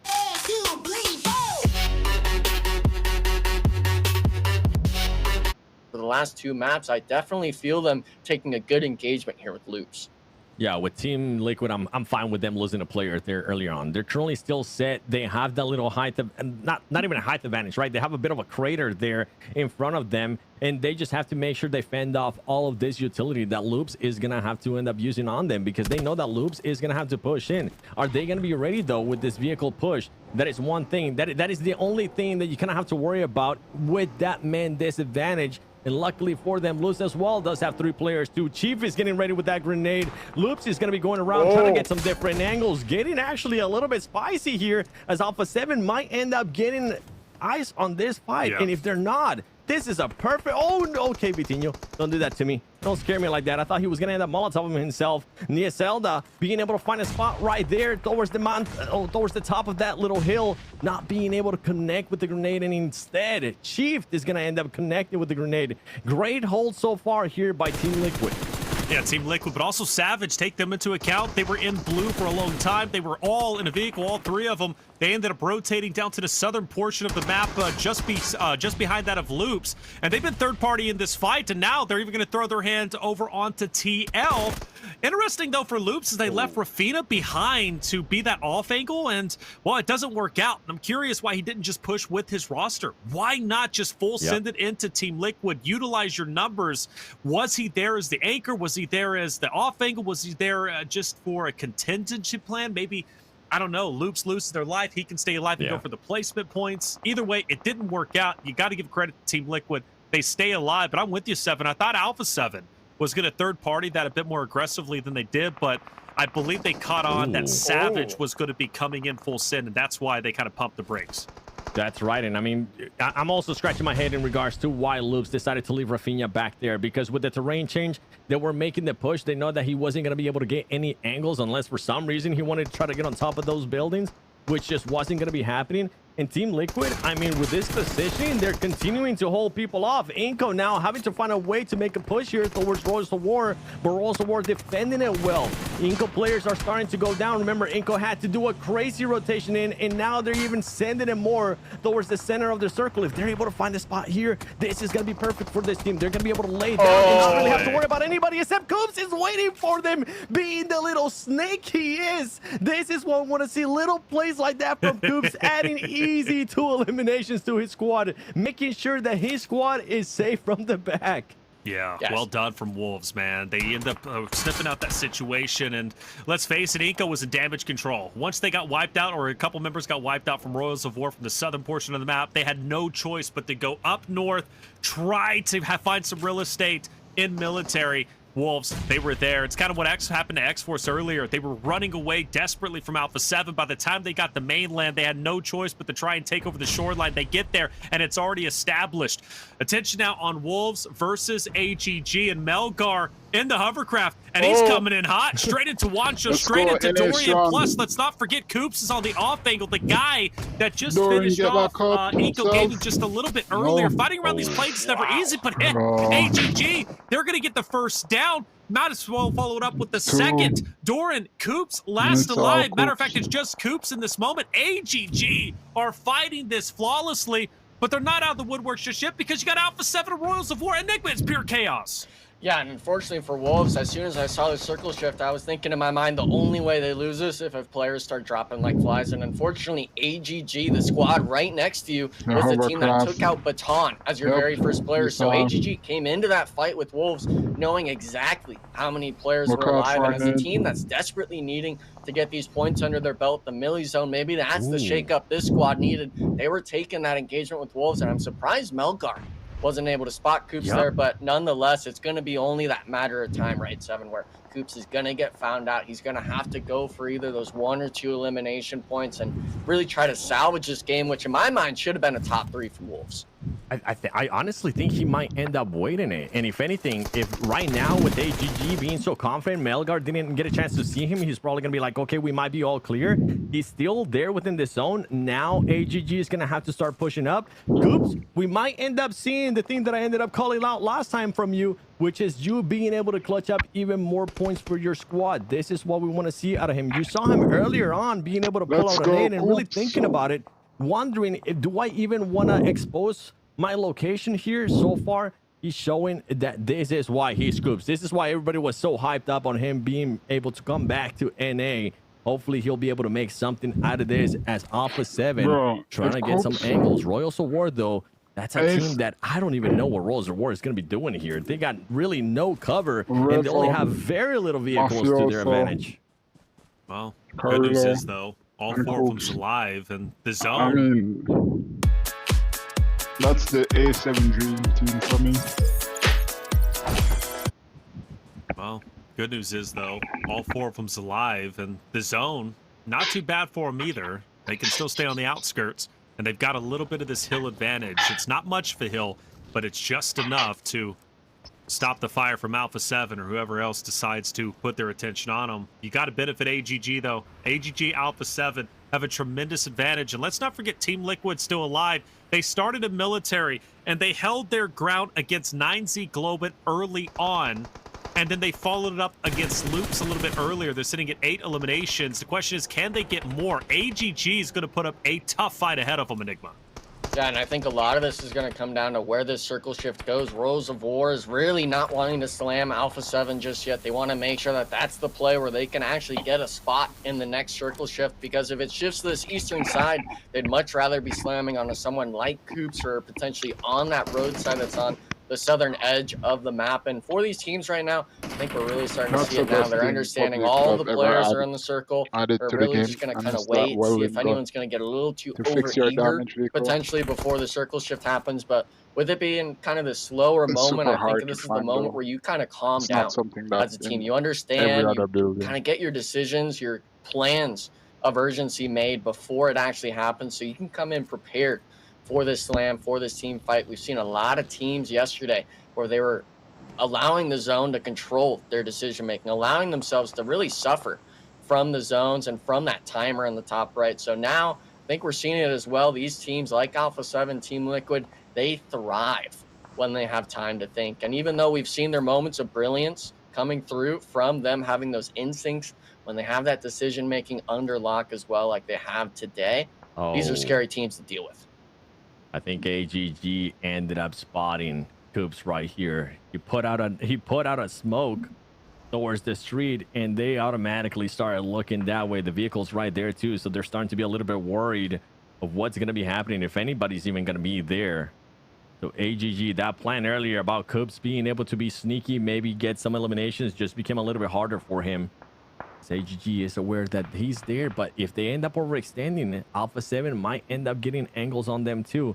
They still have that hovercraft to their advantage. So if they, I'm pretty sure once this next circle is going to be end up popping up, they might try to get towards the middle, blow that thing up, and use it as cover. But first, they're going to have to deal with Coops, as Coops is still within the circle. Team Liquid's going to end up spotting the hovercraft as well. They're going to be taking shots. They have vehicles to their advantage too. Remember, they took care of a lot of people, so they might end up having some utility to work with too. AGG versus Team Liquid, now wanting to engage, now having to engage, as Royals of War is also getting into the mix.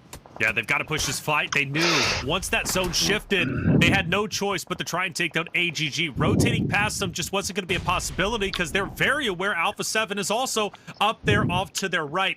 So facing up against AGG, taking their position is going to help them. But So far, not so good. They've already lost one player, that's Mythic, and now they're down to just 2 players to try and face off a very, very healthy HG roster. 6 eliminations, 4 players still up, and more importantly, they've got the forward position, which means now Team Liquid still has to push into them.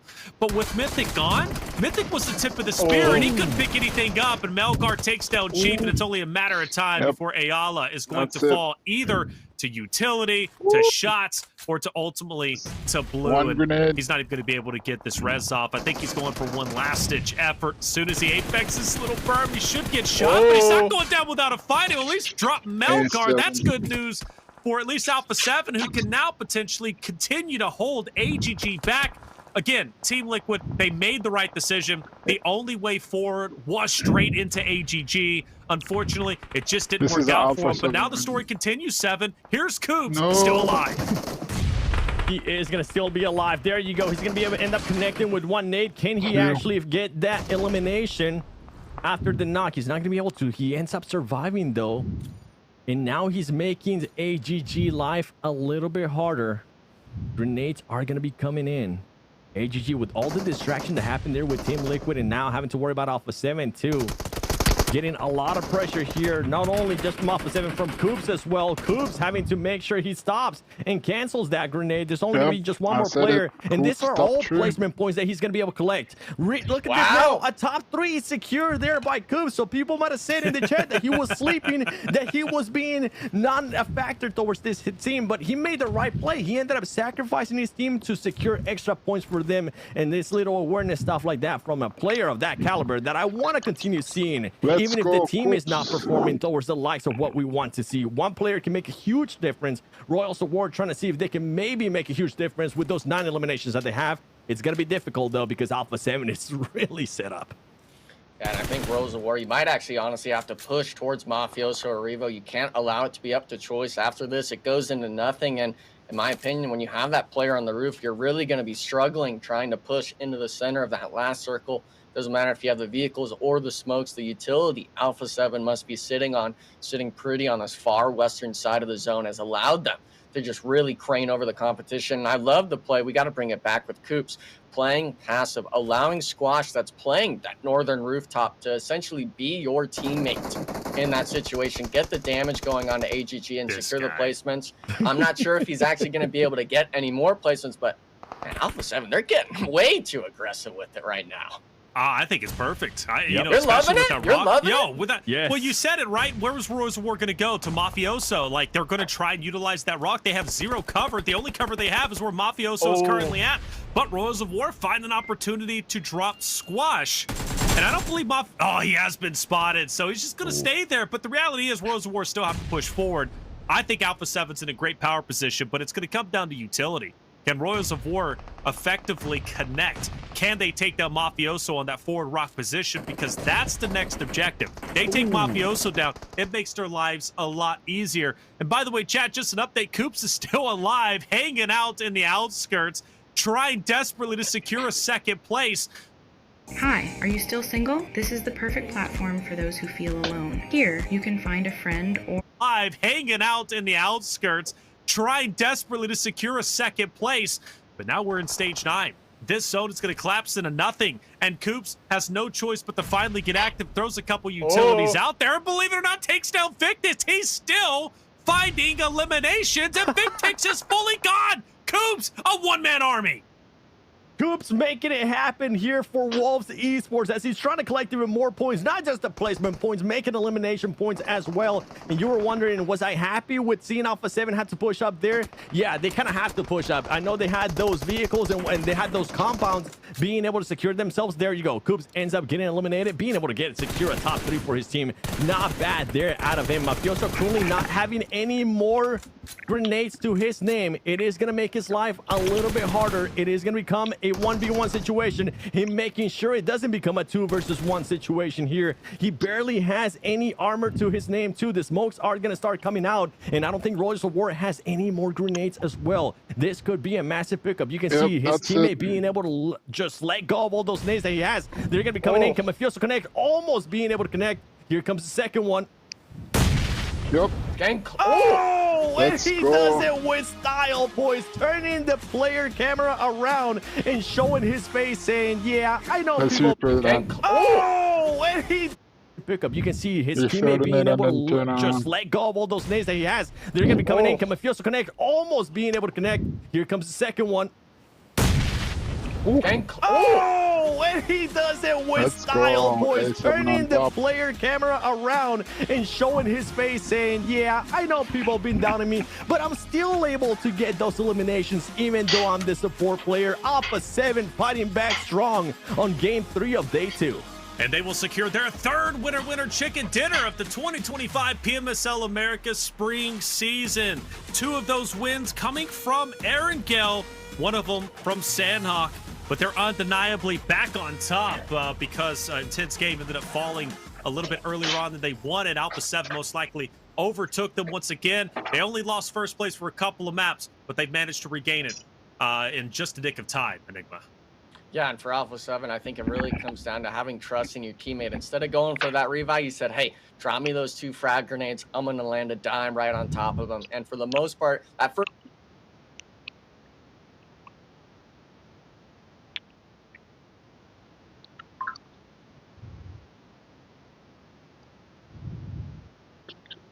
good moments. You go back to the last game, camping the bridge. And even this time camping the bridge, like I'm thinking Vios, they're going to pick up quite a bit. But, you know, last game 2 eliminations. This game going against AGG, they get eliminated themselves last place. Yeah, they've struggled, man. And it's a team that was much hyped up. Much hyped. At least from my perspective, I was hyping them up, and I still will. But they just fizzle out early. I don't think Vios is at the skill ceiling that they want to be at. They're not at their peak. I would love to see that roster stay together, though, because I think in the future, they could be nasty. I truly believe in that roster. I believe in them as an organization. The question is, though, can they stay together long enough to even go into the PMSL fall season? That would be a treat to behold for sure. Team Liquid has parked the bus on the outskirts. This water, Enigma, I mean, actually, I think it's one of those rare zones where there's more water than land.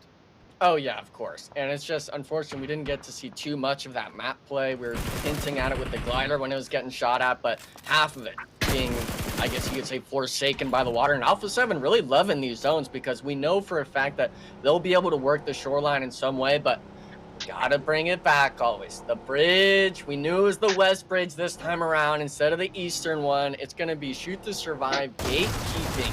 I believe Royals of War, but Inco Gaming, they're still going on the full aggression. They don't care about these engagements. They're saying we're gonna at least give ourselves that fighting shot, and that's something that they have been securing more and more as the matches go on. And look at this, they're still driving up towards AGG. The 3-man full spread out, not realizing Inco is sitting in blue zone this entire time, and 7 getting the off angle here. 7 Worlds finally applying the pressure to AGG when it matters most.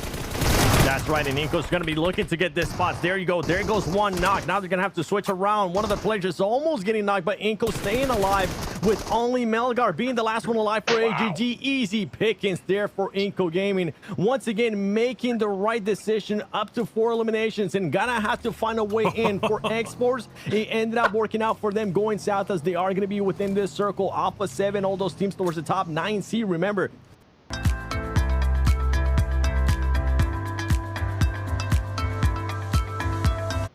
All those teams towards the top. 9C, remember, that was a team that was set up very early on. They just didn't get to the cliff in time. So many ads called for YouTube end up backfiring, especially with a new circle, having to go over Alpha 7, having to go more than likely over S2S and also VIP. That is going to be very, very tough as Shoot to Survive is looking to get into a fight with VIP. Yes, they are. Shoot to Survive pushing up. VIP currently inside of the building. This fight is taking place just outside of the new stage. So pushing forward, it's going to be a necessity. Getting rid of this team, it's only going to make your life a little bit easier. Klaus with the nice nade, I believe connects enough. Yes, it does to at least drop Poppy Sour. Now he's going to focus his attention on another VIP member just ahead. That's going to be Frady, who managed to take a little bit of the high ground. Darklight and his crew pressuring the outskirts, and VIP quickly falling apart. I say that, but then Legend, Ayuya start the fight back and in fact turn the tides of the engagement and take down Shoot to Survive. It goes from Shoot to Survive having an undeniable edge to then all of a sudden they take it back into their fingertips. 9Z now pushing up onto VIP. This is where that fight just took place.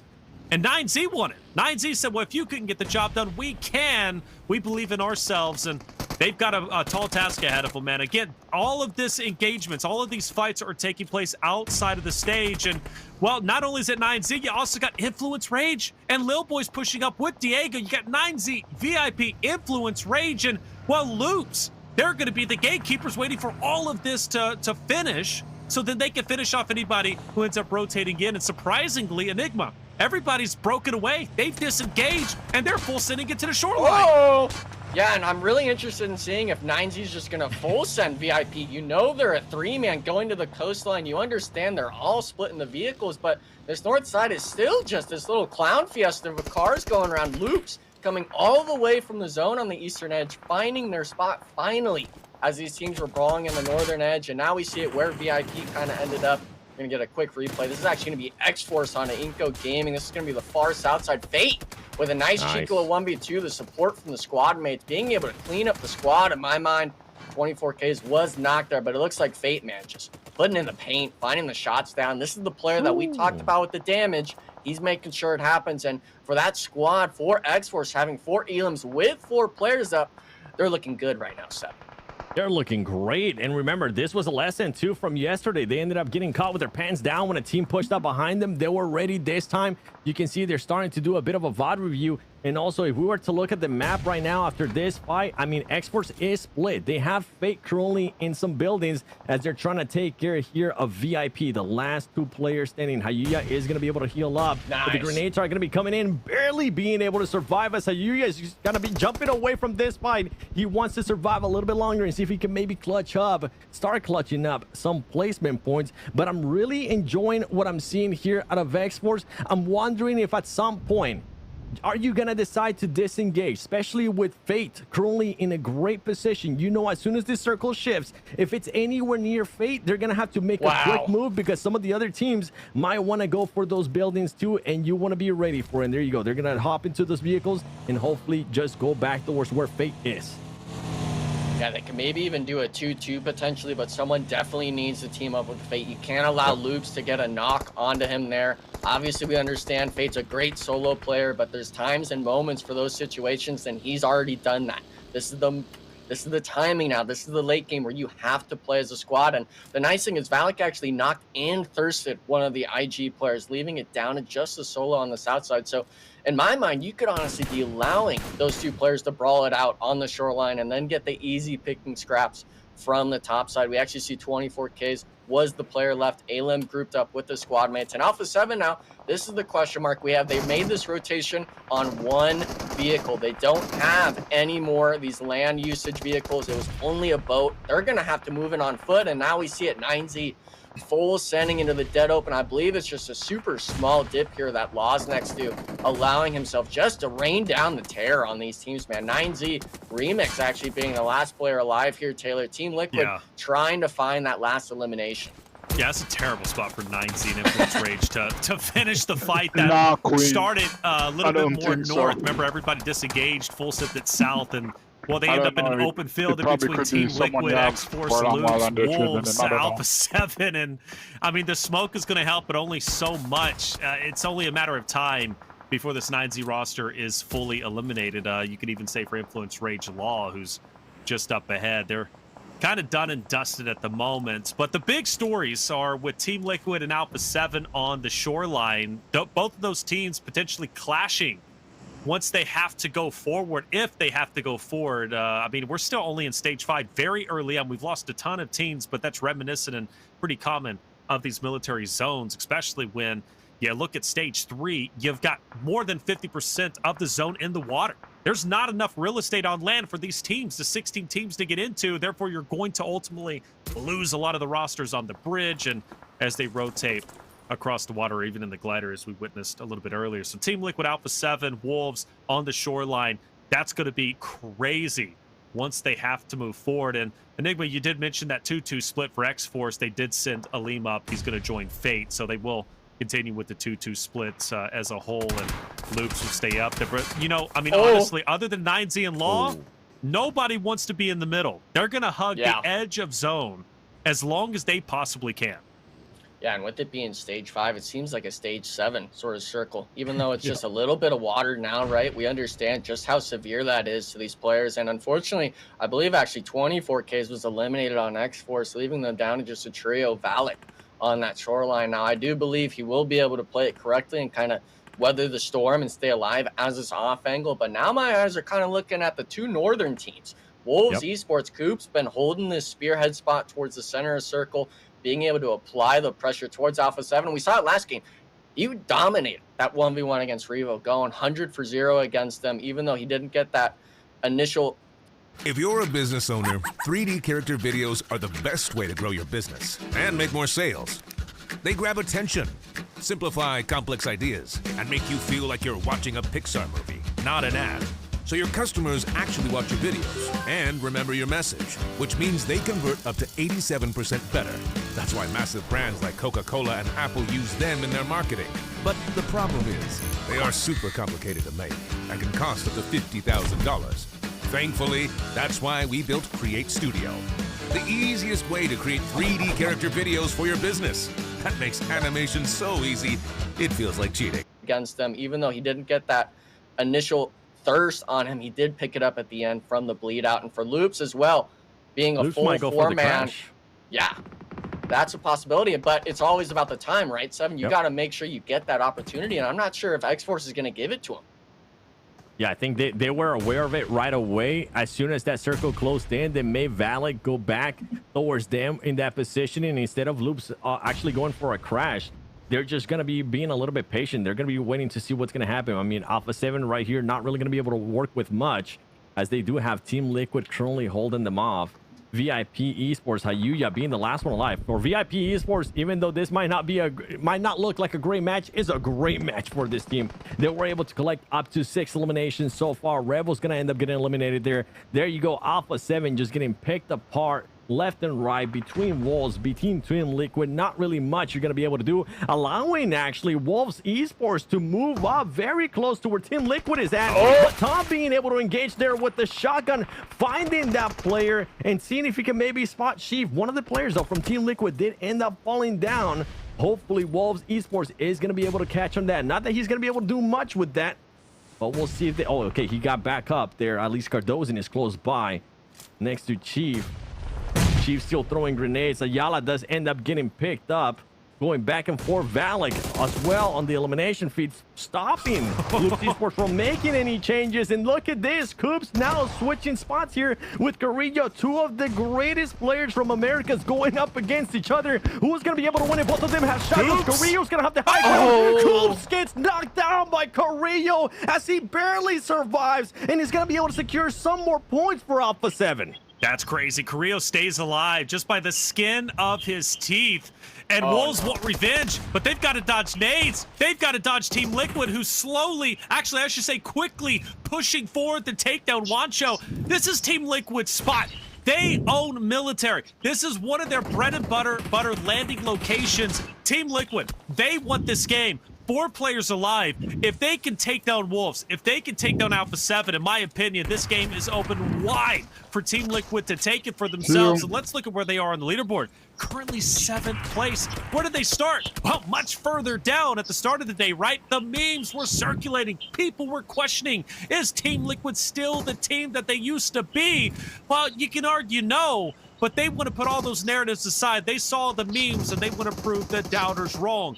But their job's not finished just yet. Yes, they have the manpower, but Wancho could do a lot of damage with his utility alongside that of his teammates. And well, they're looking to do exactly that. And let's throw a Liam into the mix. Yeah, he's going to manage to drop by hour. Should be Mythic off in the back lines. Now Team Liquid is being pincered. Wolves know this, and they want to take them down now. They want to push forward and tighten the vice grip and suffocate this Team Liquid roster, and they're doing it. Wolves managed to take down one. Cardozo is bleeding out. Chief and Mystic have no choice now but to just park the bus and hold what they got, because after all, they go forward. They've got to face off against Wolves. They go inland. They've got 9Z. They go behind. Now you got X-Force. Where do you go from here, Enigma? I mean, you got to start working into the zone. You ignore the fact that your teammates just got pieced up by Baton with the pump shotgun. You got to focus inward. And unfortunately, if you're not 9Z, who's been sitting pretty there all game from that northern rotation they did, the only other team that's feeling confident is going to be X-Force. You have Fate in the compound on the east playing the elevation. You're trying to make sure this timing is something correct, but Wolves, they're making sure that the timing is going to be in their hands. They're full aggressing on a Team Liquid and the jump shot. Baton putting them down. I think he got both the Team Liquid players there, winning the 1v1 10 total eliminations for the team. 5 of them on the back of Baton, even though he's a solo now. Big 1v1 win for that team. Big placement points. And now the question marks start coming through, Seven Worlds. Which team is going to get these last few elims? Which team is going to secure this last Erangel win on the day?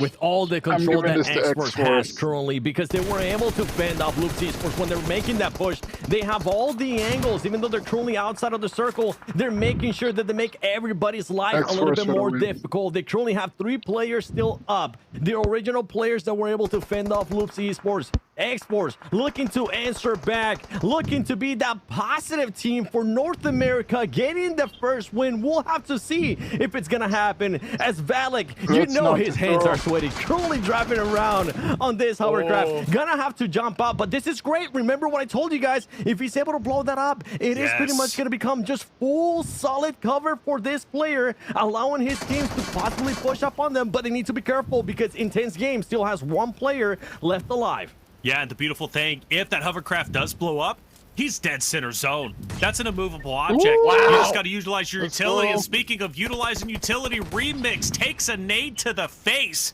He's in no man's land. Reyes has no choice but to look on helplessly as he'll survive as a solo. X-Force moments away from securing not only their first win of the 2025 PMSL America Spring season, but more importantly, bringing home gold for North America as a region. Chad, I see you. North America needs to lead PMSL. Why does this region even exist? Why do we care? Well, we care because of moments like this.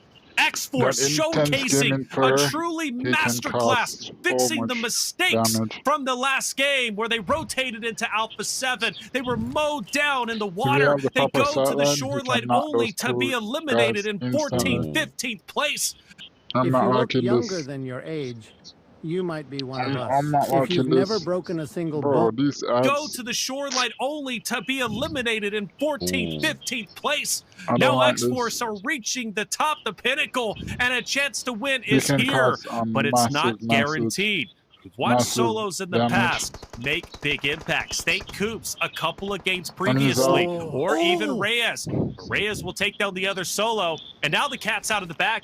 X-Force knows where he's at, and it's a 3v1, and Reyes is out in the open, going against Valak with the hovercraft, Aleem with the car, Fate inching closer and closer. Reyes has no choice but to just throw out any type of smoke, any type of concealment. But here it comes, X-Force for North America's first win, just around the corner. Aleem gets to run over, and it's official. North America on top of game number 4. They take the win, and it's X-Force full speed ahead, baby. X-Force being able to clutch up their win there. Reyes, in a way, saving X-Force, as well as Rafa from Intense Game had 2 players in their eyes. He was waiting for the right moment, and the right moment, luckily for X-Force, didn't come soon enough, as Reyes was able to stop him right there. This is great to see. Great performance out of this team right from the get-go. They wanted to make sure that they have all the players alive there towards the end of the game. They still had 3, and that was huge. That was just enough Enigma, because they were able to fend off a lot of people, and the way that they were able to actually fend off Loops Esports and Inco Gaming, that just showed me a lot from what they learned from yesterday, because yesterday it seems like they just kept getting surprised over and over again. All right, I think it's let's move up. Turn, yeah, I think here is good. AGG is now controlled by Alpha 7. That's right, and also for Team Liquid's sake, Team Liquid stayed in the back lines. They will pick up the last remaining player of AGG. We'll probably need to go back a bit. Stay in the water. Very smart. And wait. Hey, they're coming over here. Tell me about it, because it was fun. It was awesome. It was a great play, especially by Squash, right? With the quick play to stay in the water. Very smart. And I mean, this decision that he stayed on the water just happened, wasn't like a decision that he really wanted to do. He took his opportunity, and we used very well our communication to do that. You know, our players. Where they're at, unless they get into a skirmish with 9Z or Alpha 7 who push into them, I think they're chilling until endgame. Yeah, and for AGG, I was just looking at how spread out they were. As soon as the circle closes in, they decide to become a little bit more compact. So great play, great awareness there out of that team. And yeah, you mentioned, I mean, today hasn't been going their way. Yesterday really wasn't going their way either, as they only ended up getting just 15 points. IG, one of the players getting knocked. Expert on the elimination feed. Okay, 24K. We see you being able to get the knock. And Wolves, so far today, I'm pleasantly surprised with what they have been able to showcase, especially on the second half of the day. Hopefully this continues on. This is a team I feel like, I don't know if I'm speaking for you guys, all right? But I feel like a lot of us expected this team to be the NA team that got the first win. Am I right on that, or am I of course striking out? Wolves? Yep. Yeah. Honestly, Inco, man. But then again, Wolves, I thought too. But either Wolves or Inco, without question. X-Force, no way. See, I was thinking X-Force. Obviously, Inco, that had their second places, but they weren't really that close to wins. It was more they were sneaking by with some of the placements. But now we're wondering what happened on the north side. X-Force, they were forced into this fight with Shoot to Survive. Full rotations around from Klaus, Valak, needing to support his teammate, getting the full sun play, and his teammates baiting him out in the open. Alem, unfortunately, being knocked in the process 1-for-1, but X-Force, they're the ones set up for the revive. They're the ones set up for this engagement. Shoot to Survive now having to turn their backs from the inside of zone towards X-Force here. And Taylor, I'm wondering, yeah, Shoot to Survive, you got to take this fight now. You can't allow this reset to come through. Where's the pressure going to be coming from? Yeah, and I hate to see NA on NA violence, but yeah, you're right. You're Shoot to Survive. You've got to push into X-Force. You've already got Fate down. You've outputted a lot of damage. Your compound is up for grabs, but are you willing to do it? Are you willing to take this opportunity?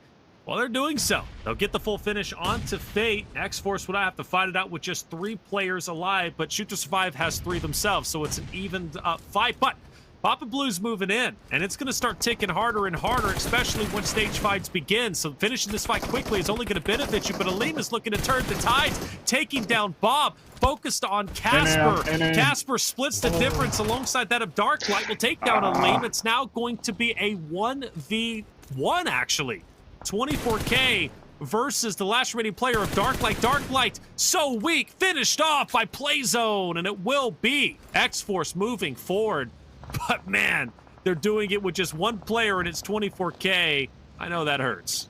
It definitely hurts, but at least for them, being able to secure 2 eliminations, it's going to be tough for this player to get any more points. But I'm hoping it happens. Something that we didn't get a chance to see in the map, and we didn't get a chance to see because this fight was going on, was Alpha 7 was able to catch somebody from AGG. Remember I said AGG might have been a little bit too spread out. Alpha 7 caught 1 player that was very close to them, and they made sure that AGG back up. I wonder if that's going to allow Alpha 7 to just get some more terrain, especially when we end up getting the next circle. You can see AGG still there towards the center, being a little bit too split out for my liking, especially with the way this team has been playing, and they need to make sure they come back quickly because all of those teams, Alpha 7, VIP, Influence, and maybe At Loops into that too, they're going to be looking to find a way to get in. And meanwhile, Coops is currently knocked down, and he's a player that currently has 2 eliminations to his name. Luckily for him, his team is close by and will be able to pick him up.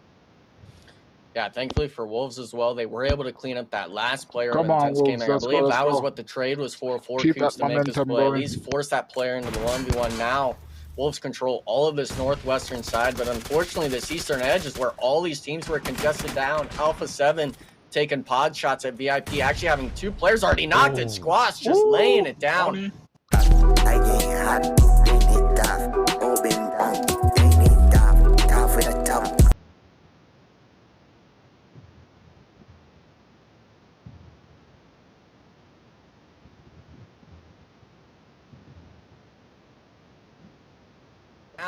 Through the smoke, through the doorway onto the player, now down to just Ayuya.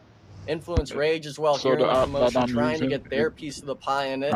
a small I think you're going to be right here, Seven, about AGG and Alpha 7. They allowed Alpha 7, the most dominant team in the lobby, to get this information on your squad. You need to allow yourself this opportunity to try to keep back this Goliath in the lobby. All these teams fighting on the eastern side, you got to look for your piece of the pie here and try to get these eliminations, because if you're the 3-man right now, you got to be looking for the fight. Yeah, and AGG might end up getting distracted here with some of the fights going on. I know we currently have Influence Rage versus Loops right in front of us, but some of those teams were rotating around. Vitinho now continuing on the fight here against Loops, being the last player alive. Loops Esports up to 4 eliminations. Some players are still alive for Influence Rage. It is going to be a 3 versus 1. The grenades are going to start coming in. Diego, all the buggies going around. Little boy going for the push. Is going to be able to connect. Having Vitin very, very low on HP. Can he actually find them through that smoke? And there you go. Loops Esports Vitin does end up getting eliminated. And what I was going to end up saying is Alpha 7 taking advantage of AGG playing way too spread out, way too confident, and being able to pick them apart. And all of that north that was controlled by AGG is now controlled by Alpha 7. That's right. And also for Team Liquid's sake, Team Liquid stayed in the back lines. They will pick up the last remaining player of AGG and now can capitalize on Influence Rage, who now has to push into Team Liquid. And matter of fact, this is a beautiful chance. They might be able to third-party this fight between Influence Rage and Alpha 7. By doing that, you're killing 2 birds with 1 stone. You're getting the top dogs out of the lobby, plus the other top 3 team, putting Team Liquid definitively in the top 5 running. But will they choose to actually be the aggressors? Well, at least at the moment, I don't think so. We focus on Eco against Wolves. Nice shots from 7. That's going to drop Wancho up ahead. He'll reposition with the nade, or even the smoke, I should say, to maybe focus on to Coops, Door, and laying as low as he can. He wants to make sure he takes the perfect opportunity to attack onto McGrellin as well as Adrian.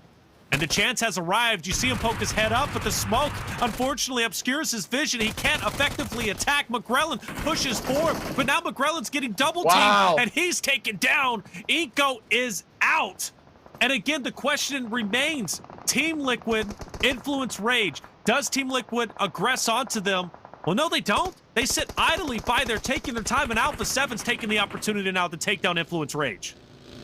Yeah, unfortunately for Influence Rage, just in between both of the powerhouse Brazilian teams, right? Team Liquid and Alpha 7, who, by the way, both have all 4 players remaining. Gonna pick them apart, even at distance. You're wondering if they were gonna make the move. No, they're gonna sit, wait, and be pretty. The southern side is for Team Liquid's sake to take. And for the north side, obviously, we just saw that Wolves fight. Luckily, Doran was able to win that crucial 1v1, then get support from Coops. But now, you're only a duo, Wolves. You've got to deal with Alpha 7, who just completely wiped AGG. Wow. Rose of War takes the action to you, and here we see it, Revo spearheading it with the vehicles. Coops trying to make the magic happen, but as a 2-man, as the Ridges are given up from the man advantage, can you really even take the fight here? Do you have to rotate away? And I think Wolves understand it here, Taylor. They got to find this fight in their favor. They got to find one knock, and Revo might give it to him. Coops, you got to land the shots here. He gets the one on the star player.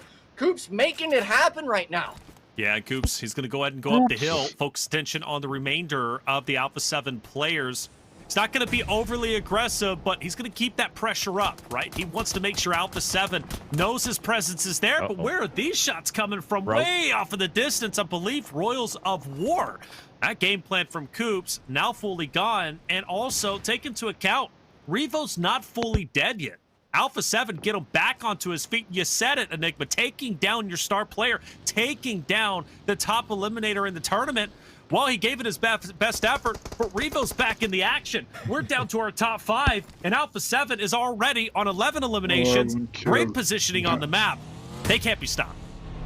What's the most that we currently have? 16, if I'm not mistaken, that they were able to pop off yesterday with IG. I think Alpha 7's looking to break that, and I'm with you. I think Coops was wanting to make sure that he ended up securing that elimination, but he ended up overextending, allowing Rowe there to get an angle on them. And that's the thing. I mentioned it earlier with Alpha 7. They're always there for the trade. They're always there. If given the opportunity, they're going to try to go and pick up that player, especially of the caliber of Revo. But now, what are these 2 players going to be doing? One thing, I got to give props. Even if they do end up getting eliminated, Coops, once again, being able to just show up for his team, having 4 eliminations to his name. And then we go over to Alpha 7, and everybody's currently getting eliminations. It doesn't matter if you're Rebel, if you're Squash, Carrillo, Mafioso, everybody has 2 or more to their name.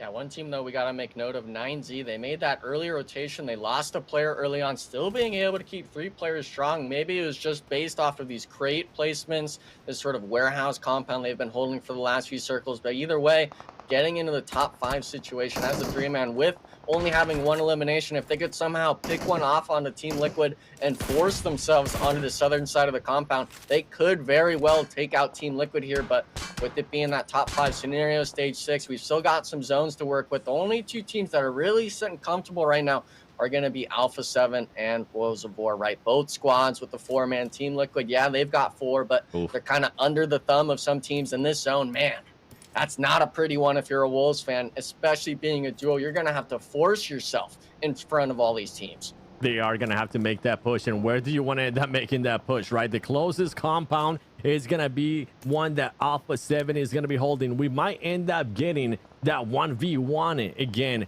between Carrillo and Cubs. And boy, I'm pretty sure Cubs will be looking forward to hopefully getting that rematch as Team Liquid. I mean, we were mentioning them. I mentioned them once again. Reflections, this team saying that Miramar is one of their favorite matches. So far today, they've been popping off, going off here into the first Miramar. They are currently in a top 5 situation with 3 eliminations. And the best part is that they have all players alive. They might be able to take the fight there towards 9Z. 9Z, is it possible to take them down? Well, absolutely, but they're going to be a little bit forward. Oh, this guy, Remix, he's going to be annoying. Sitting in the bush, in the corner, and Team Liquid, all 4 of them might potentially push into Kogoat and Milos, not knowing Remix is sitting in the corner. And Remix takes at least 2 players down. I'm going to be so annoyed if that ends up happening, but it's the smartest play you could possibly imagine. The Bush Wookiee himself, Remix, and he's waiting. He's hungry, and he knows it's going to happen. Mythic will be the first one to push up. Ayala just behind him. And Enigma, if you're playing in this situation, if you're Team Liquid, do you even check this corner where Remix is at? No, you don't check it, but you're also common to your teammates. Don't go into the crates, guys. We know there's going to be someone in here, whether it's you're expecting it to be a 3-man, a 9Z, or a solo from another squad. Luckily for them, it's going to be just the 3-man here with Remix on the outside. But I think a blessing as well for Team Liquid is if they were able to kind of step on that landmine that is Remix. He doesn't have a DBS in his hands. It's 2 auto guns. It takes them a bit more time to get that first initial knock, especially when the player doesn't know you're there. They're going to kind of do that weird run where they keep going through, not expecting to get shot at that moment. But a lot of these teams, we were wondering kind of how they're going to end up. I'm surprised Wolves is actually even able to find the spot in this circle shift, but it seems like it's only going to be a matter of a few seconds. The circle shift's about to pop. With it being stage 8, it's going to actually shift dead center, and Alpha 7, they've got to move a little bit, Taylor. I'm kind of feeling a bit uneasy on this positioning. Yeah, Alpha 7 has to move. You know, they were feeling great about their spot just a little bit earlier before stage 8 ended up popping up. And then, of course, because they had a compound, they had a little bit of that high ground, and everybody else potentially had to push into them, but now not the case. So for them, 9Z, Team Liquid, they're going to have to push into them, or at least push around them. Either way, they've got to take care of them. That's the reality of it, and those nades are hurting for sure. 9Z, most likely chilling for the time being until Team Liquid gets finished off, and this is just going to be a wild symphony of eliminations, and Coops will also find the end of Carrillo's gun. They're in a bad spot themselves. So 7, this is going to be a wild ending, but all eyes on Alpha 7, 9Z, and TL. Alpha 7 is going to be using that utility to their advantage, though. You can see now the smoke cloud coming in, that curtain coming in, and it's going to allow them to push up. Team Liquid, though, they're trying to get ready. Mafioso going to be able to find them, but Mafioso's going to get spotted by Yala. That's going to be a massive disadvantage there for Alpha 7 with their anchor being down. And on top of that, Rebel is still trying to get this eliminations on Wolves. There goes Wolves. Top 4 situation here for Alpha 7. Trying to find an opening. The grenades are going to be coming in. It's not only going to be between Team Liquid. 9Z is around as well. And on top of that, you have Row 19 just being patient, waiting for the right opportunity. All this utility from all these teams that have been patient, that have been waiting for the right opportunity. It's going to be close quarters. I'm pretty sure we're going to end up seeing some shotguns as well but who's going to be striking first? Team Liquid was able to do it in regards to Mafioso, getting him whenever he peeked out, overextended too much. 9C, they're not even moving, boys. They're just waiting to see what Alpha 7 and Team Liquid are going to be doing. And for what it's worth, I love where 9Z are at. They're in this like fatal triangle. They can funnel everybody into them, and each of them can cover each other's angles. They're not just stacking on top of each other. Their line of sights, they can cover so many different paths. Their opponents are pushing a Mythic just on the opposite side of Remix, who's been the bushwalk. He's been bush camping for the longest time. Finally, 9Z gets active. They have no choice but to shoot. Remix with 2 TL members in front of him. The question is, when does he choose to attack? Is this the moment? They haven't spotted him. Remix, you can pick up 2, you can pick up 3, and there he goes. 1, 2, get the 3 on the cheap. He switches guns, he drops, but still a devastating effect. 9Z getting active. They want to capitalize off of these downs. They know they've got Team Liquid dead to rights, and in fact, Team Liquid are now out. 9Z did exactly what they needed to do. Yeah, but now we're leaving it up just to Kolgo. Milos wasn't able to survive, and now the nades come through. Alpha 7 understands the situation now, somehow finding a knock as well across the map. 3v3 situation. Alpha 7, they're on top of the crates. They've got the uphill advantage now here, 7. Will they be able to find the nades? Revo's got a few in his bag, but the reset comes through. Can they find the angles? And for Rose of War, I think you got to get up on here. You can't give Alpha 7 all this space. Alpha 7, luckily for them, they are a team that's currently within the center. You can see Royals of War now being aware of that, trying to make the push. They currently do have the numbers advantage, and Quash is trying to switch that around as he currently has Aragon just pinned down against that buggy. If he even picks up, there you go. He's going to end up getting knocked. There's going to be 3 here in front of him. There goes 1. He's going to get cut off from the back. They're there for the trade. Is it going to be Alpha 7? Yes, it is. Being able to get that second win for today. Alpha 7 showing that they want to stay in the first spot and playing that perfectly. And that A7 NA power ounce. Second place, Enigma. Miramar with 5 eliminations. Will. Alright, chat. There's a glimpse of the overall leaderboards. One more game for day 2, and then we're gonna skip straight to day 3. I think we're gonna do a speed run on day 3, to be honest. Jump them up above Inco Gaming, Rip in it.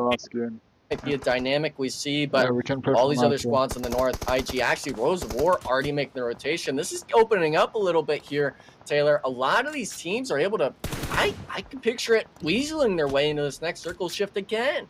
Yeah, I mean, a lot of these teams could. IG, Alpha 7, TL, Royals of War also moving through. Savage has been quiet, but I mean, they can. They've just been center zone for the longest time. 9Z have been active a couple of times firing pop shots, but they've also been relatively quiet. All eyes have to be on this AGG as well. I believe even Loops, because Loops is fighting Vios Gaming on the opposite side, and they've managed to get 1 drop on Dominor. Now they have 3 more as the finish is in, so 3 more players to deal with. The good thing for Loops is they've got all 4 players left alive. It's been a relatively quiet game for them, but 2 eliminations could be up to 5 if they can finish off VG. That's right, VG now having to back off there from that situation between Loops Esports, and you guys were talking about teams that might be able to edge their way into the circle. One team that is currently trying to do that, it's going to be IG, as they're going to more than likely have to fight there with Alpha 7. They did end up losing 1 player already to Alpha 7, or at least it's currently knocked. There you go, Kogo is actually going to be able to get some more players from IG. Meanwhile, Loops keeping an eye on everything going on towards the north, trying to make sure they make life even harder for Alpha 7. All the teams are currently focusing on Alpha 7, making sure that they eliminate them so they can make their game a little bit easier. Mafioso being the last player alive, currently with 0 eliminations, and having to figure out how he's going to make this push in. He has Team Liquid close by to his north, just holding him down. On top of that, IG, you mentioned it, Enigma, one of the teams that might be able to weasel the way into the circle. IG is one of them. Yeah, and I think for Mafioso, wow, a blessing from Team Liquid getting hopefully that elimination. Gotta finish off. Unfortunately, we're talking stage 5, the damage you cannot mess with Papa Blue. And Team Liquid actually have 2 players knocked. I want to see them get the full reset here, but Alpha 7 Mafioso, he making it real trouble to get the reset. The nade comes through, actually a thirst onto Chief, so big damage coming from Alpha 7 onto the Team Liquid squad, a team that desperately needs to keep all 4 players up now. being down to 3, and oh goodness, Mafioso almost got another one there. But IG, man, all these teams on the north side just feeling the pressure, even from a solo of Alpha 7. That's nothing to play about. Such an underrated player too when it comes down to Mafioso. I know sometimes people question him because he might not have an insane amount of numbers when it comes down to eliminations, but he just plays his role so perfect and he's being that support player. But whenever he is put in a situation where he needs to frag out, he's able to do that for his team. Colgo, though, taking advantage of whatever situation is going on there in the elimination feed, he was able to get some players there from 9C. Meanwhile, Loops still having all their players alive. We really haven't been able to see much out of Loops today of the likes of what we saw yesterday. This is a team that was able to get a win yesterday. They're looking to repeat that once again here in this last match. Reflections? Yeah, and it would be big for them, right? Because Influence Rage just finished off a little bit earlier, which means they can potentially secure the top 3 spot, go into tomorrow looking very, very well. Question is, can they do it? Well, obviously, they're the ones who have to answer it, but they do have a good chance. They're healthy. They're strong.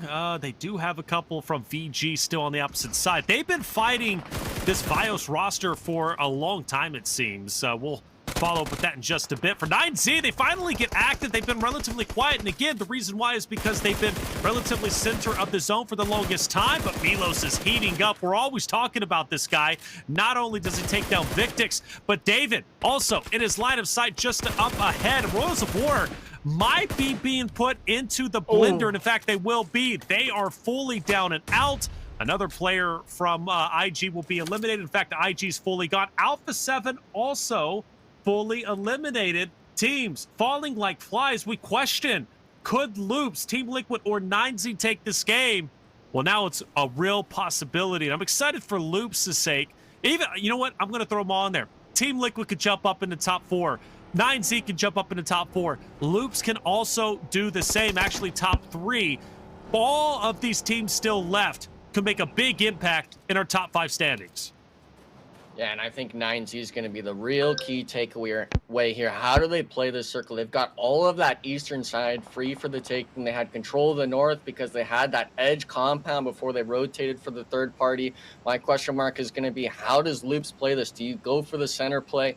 Do you send it into Vios Gaming that you already got an elimination on because they were the squad that made him a 3-man? You understand that you have the man advantage here, or do you choose to play the circle? And unfortunately, a squad that is down to a solo no Savage Esports. They're a team that had so much control on this the southern side, ultimately just getting a little bit too greedy on that fight with Royals War on the east, taking the most casualties without being eliminated. So these squads right now, obviously there's the 3 key takeaways here. I'm more interested in seeing how these left squads, these western teams here, are able to maneuver around this hillside.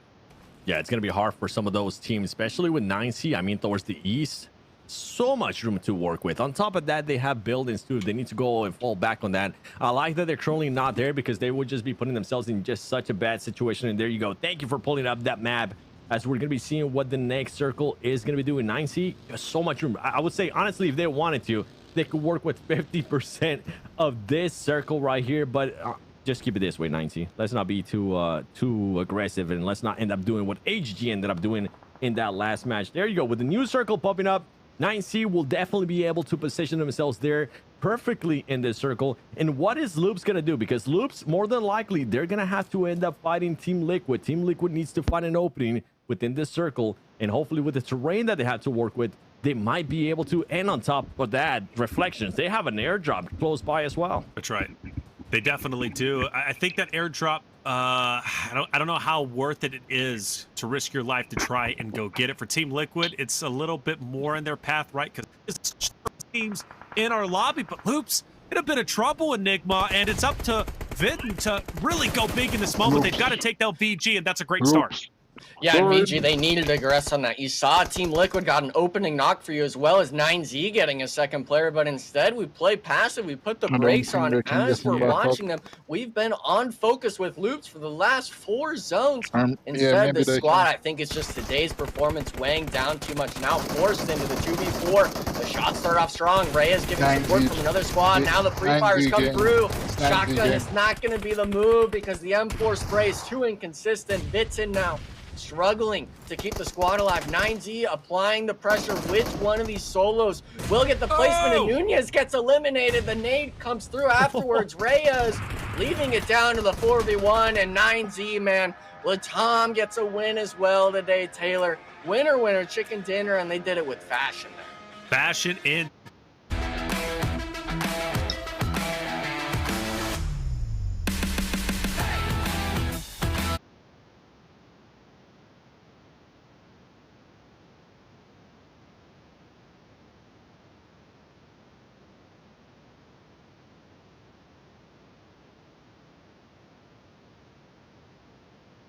All right, we're gonna pull up the next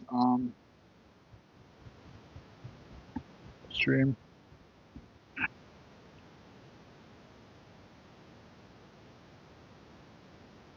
We'll be right back. We're on one. Compound left in this We're just one. doing a speed run, and chat. it's intense game going out in Just 6th place here, Dave. Yeah, a couple elimination points though, so they're going to be pretty happy. 6 to be exact. First game, looking over here at Loops, they're going to be making the push, but Team Liquid right behind them, looking to get that sandwich action, looking to get up close and personal within grenade range. Looks like Loops already prepared. They heard and saw the vehicle, so now they're looking for the initial knock, and we're going to have an all-out utility war right now in the northern half of, well, this isn't in the zone anymore, so nice knock onto Ayala, but it looks like they had a nice little trade, little Molotov spread over here. Gonna be forcing Loops to pump their brakes, not making the initial pull up after that knock, but Team Liquid, they're just getting beat apart. They are. Not only are they having to worry about Loops here, they also have to worry about Inko, because Inko now, remember, they were sitting in that compound in the center of the circle for so long. That's no longer going to be within the circle. They're going to be ready for a third party if possible, because it's just going to give them full control. V-Team's going to be able to find Mythic right there from Team Liquid, and it's none other than Cardoso now being the last player alive for Team Liquid. And as I was mentioning, as I was setting it up, Inko is just waiting for him to make it towards them. And then on top of that, that allowed the opening for Alpha 7. Alpha 7 taking full advantage of Inko getting just slightly distracted, trying to third party to find that is going to allow them to push up. And if Alpha 7 wins this, oh man, it's going to be scary for all the other teams left alive, for Savage and for Loops.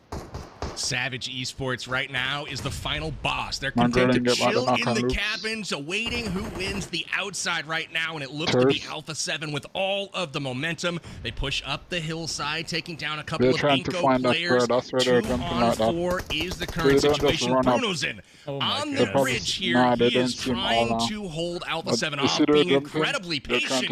He's got to be beaten 100 times a minute right now. His heart rate, man, absolutely crazy, but he hasn't given himself away just yet. Incredible patience here, Dave, from Brunozen. Yeah, it looks like they might have heard something. They're trying to mow down the grass, but homie is right here. I mean, he can smell them.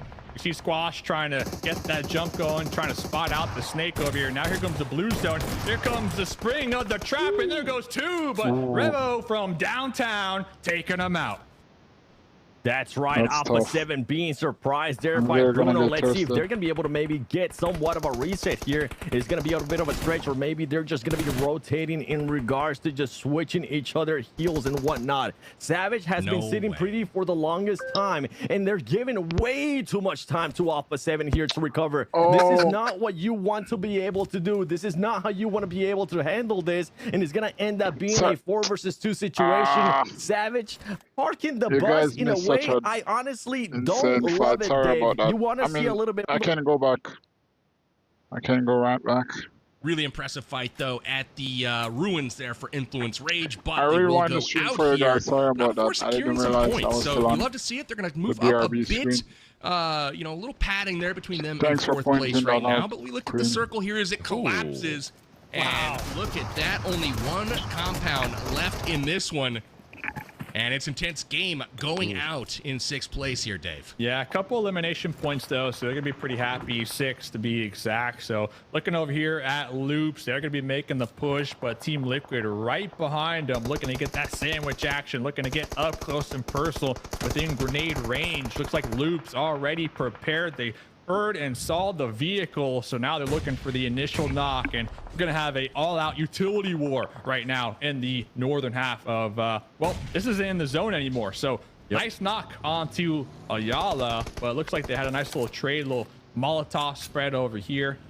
Gonna be forcing Luke to pump their brakes, not making the initial pull up after that knock, but Team Liquid, they're just getting beat apart.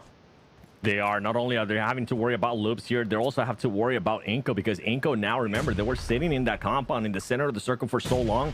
That's no longer going to be within the circle. They're going to be ready for a third party if possible, because it's just going to give them full control. VT's going to be able to find Mythic right there from Team Liquid, and it's none other than Cardoso now being the last player alive for Team Liquid. And as I was mentioning, as I was setting it up, Inko is just waiting for him to make it towards them. And then on top of that, that allowed the opening for Alpha 7. Alpha 7 taking full advantage here of Inko getting just slightly distracted, trying to third party find that is going to allow them to push up. And if Alpha 7 wins this, oh man, it's going to be scary for all the other teams left alive, for Savage and for Loops. Savage Esports right now is the final boss. They're content to chill in the cabins, awaiting who wins the outside right now. And it looks to be Alpha 7 with all of the momentum. They push up the hillside, taking down a couple of Inko players. 2-on-4 is the current situation. Bruno's on the bridge here. He is trying to hold Alpha 7 off, being incredibly patient. He's got to be beaten 100 times a minute right now. His heart rate, man, absolutely crazy, but he hasn't given himself away just yet. Incredible patience here, Dave, from Brunozen. Yeah, it looks like they might have heard something. They're trying to mow down the grass, but homie is right here. I mean, he can smell them. You see Squash trying to get that jump going, trying to spot out the snake over here. Now here comes the blue zone. Here comes the spring of the trap, and there goes two, but Revo from downtown taking him out. That's right, Alpha 7 being surprised there by Bruno. Let's see if they're going to be able to maybe get somewhat of a reset here. It's going to be a bit of a stretch, or maybe they're just going to be rotating in regards to just switching each other heals and whatnot. Savage has been sitting pretty for the longest time, and they're giving way too much time to Alpha 7 here to recover. This is not what you want to be able to do. This is not how you want to be able to handle this, and it's going to end up being a 4 versus 2 situation. Savage parking the bus in a way I honestly don't love it, Dave. You want to see a little bit more action out of a team, especially with all the fighting that was going on. They waited way too long, and it looks like they're just going to be denying the point. They're giving the win to Alpha 7. I would deny the point as well. So you don't need any more points than that. Long team name. So, listen, guys, honestly, right there, Savage, they were in a... You have 4 up, Chad, right? You have 4 up. They're on the high ground, multiple rocks, multiple angles. There's no way you win that. They're dead.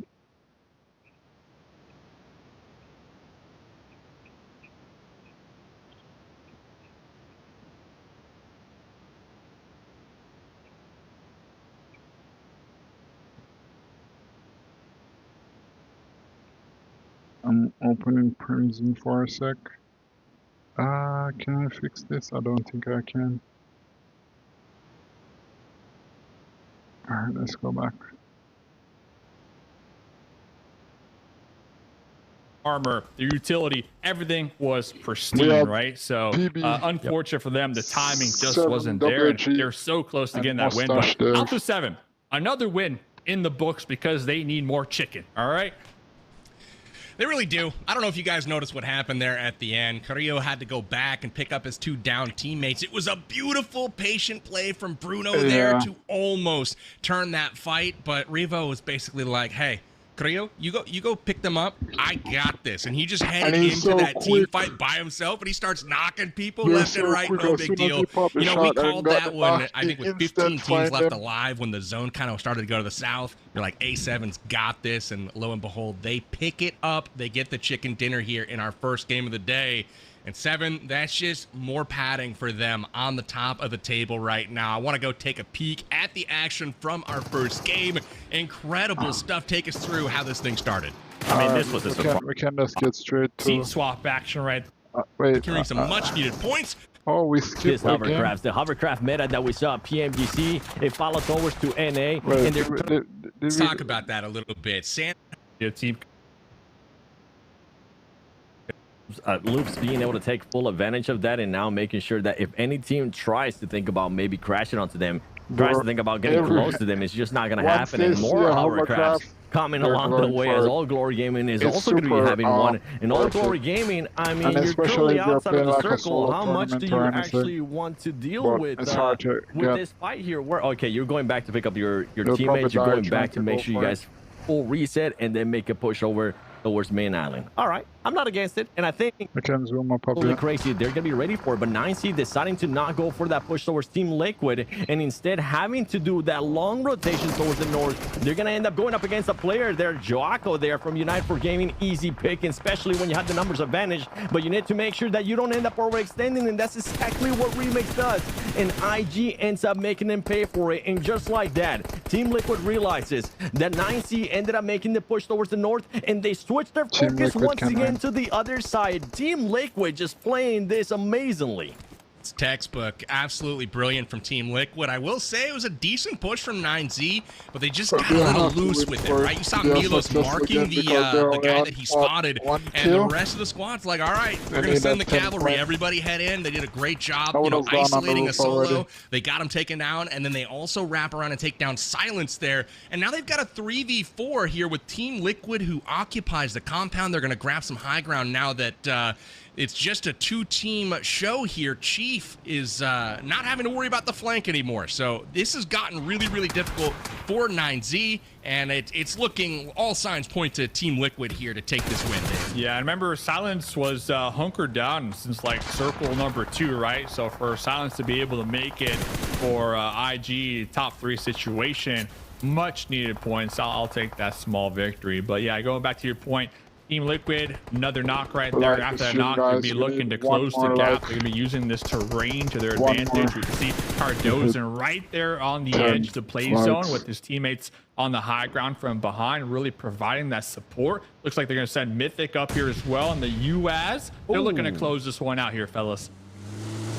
Milo's holding on to the grenade a little bit too long, and it seems like this team is just wanting to do the same thing that the previous teams have done. They want to make sure they stop any of these teams collecting points, blowing themselves up down into the play zone, whatever the case might be.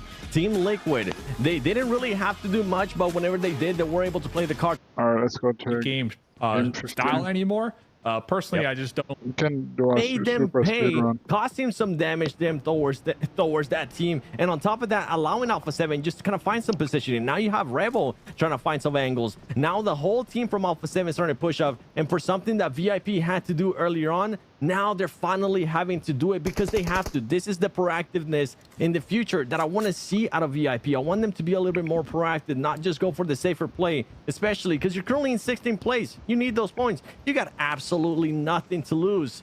Do you agree with that, Dave, or do you not? I know sometimes for these teams, I mean, you gotta be a little bit more proactive. I'm looking at Zarky Bros to really pull up here and get some points. Yeah, they lost one, but they still got 3 here. 3 eliminations too, by the way. They're gonna be using this ridgeline of shooting range to really maneuver around. And I like that they're going towards the west because they knew that there's gonna be a squad over there in the form of Alpha 7. So they're gonna be avoiding them for the time being. So I do like that play.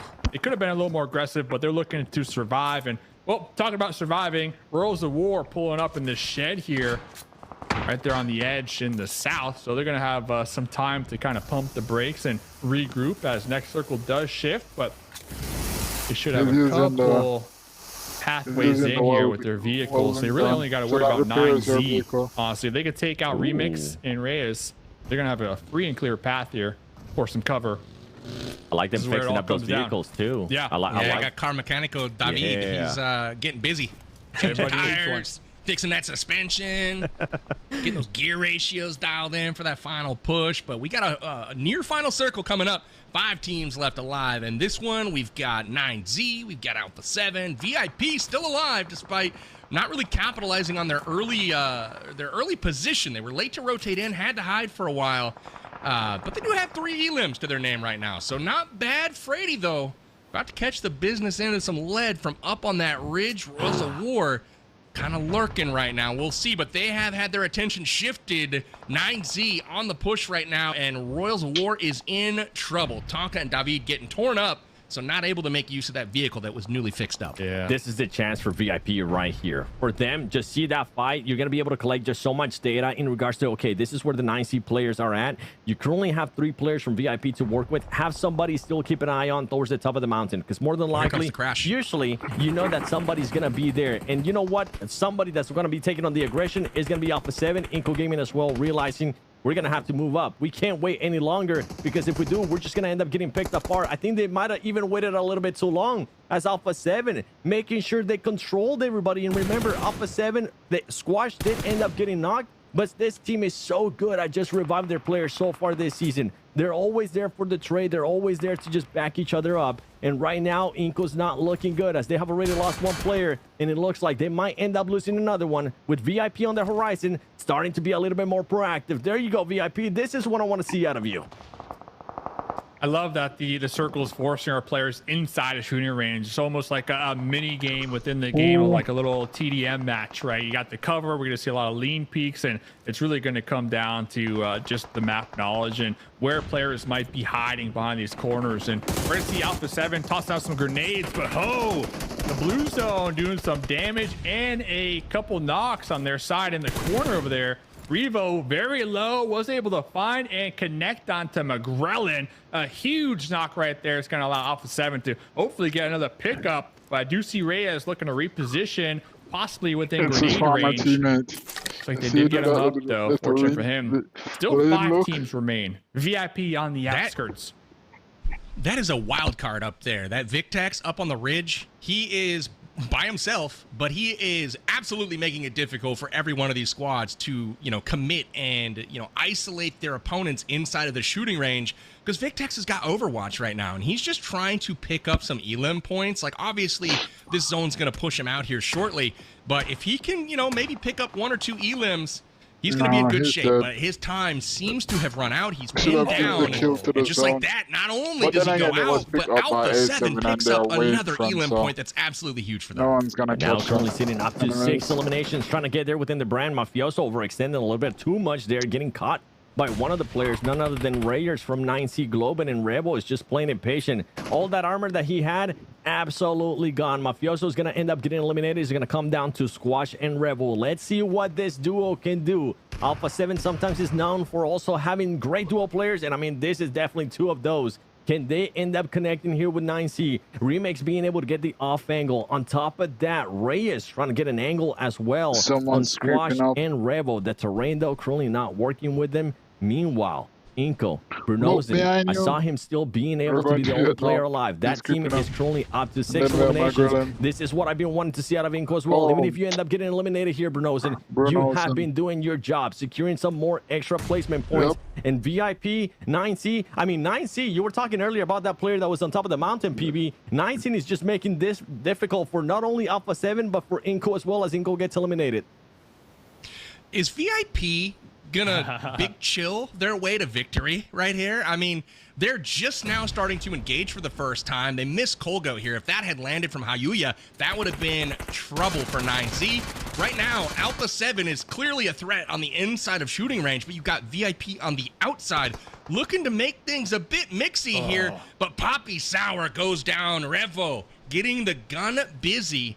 And VIP going to try to get him back in. It looks like they will be able to revive here unless any nades come flying in. But 7, do you think VIP's got what it takes to clutch? I think for VIP, if there was ever a time for them to be a little bit patient, is when you do have a lot of ground to work with. But right now that you're starting to see this fight, there you go, Freddy. Take that fight to them. Make sure you third-party this, and this is perfect. This is what VIP needs to do. Now, from all that passiveness that we saw earlier, they need to start engaging. They need to move up, and they're playing this wonderful. You can see them now getting off the ground. No longer proning, trying to see if they can capitalize. Not only just in eliminations, for 9C, it's only going to be Kolgo left alive. 9C, though, great match for this team as well. Up to 9 eliminations. Kolgo trying to see if he can maybe end up getting more. Rebel ends up getting eliminated, fully flushed out by Kolgo as he was healing. But Freddy, I mean, trying to get the angle, distracting the other player as well. That is going to be it for Kolgo. Kolgo somehow staying alive, and Squash now starting to make a comeback here. I don't know what's going to happen here. It's 2 singles versus 3 players of VIP. Can VIP actually clutch it up?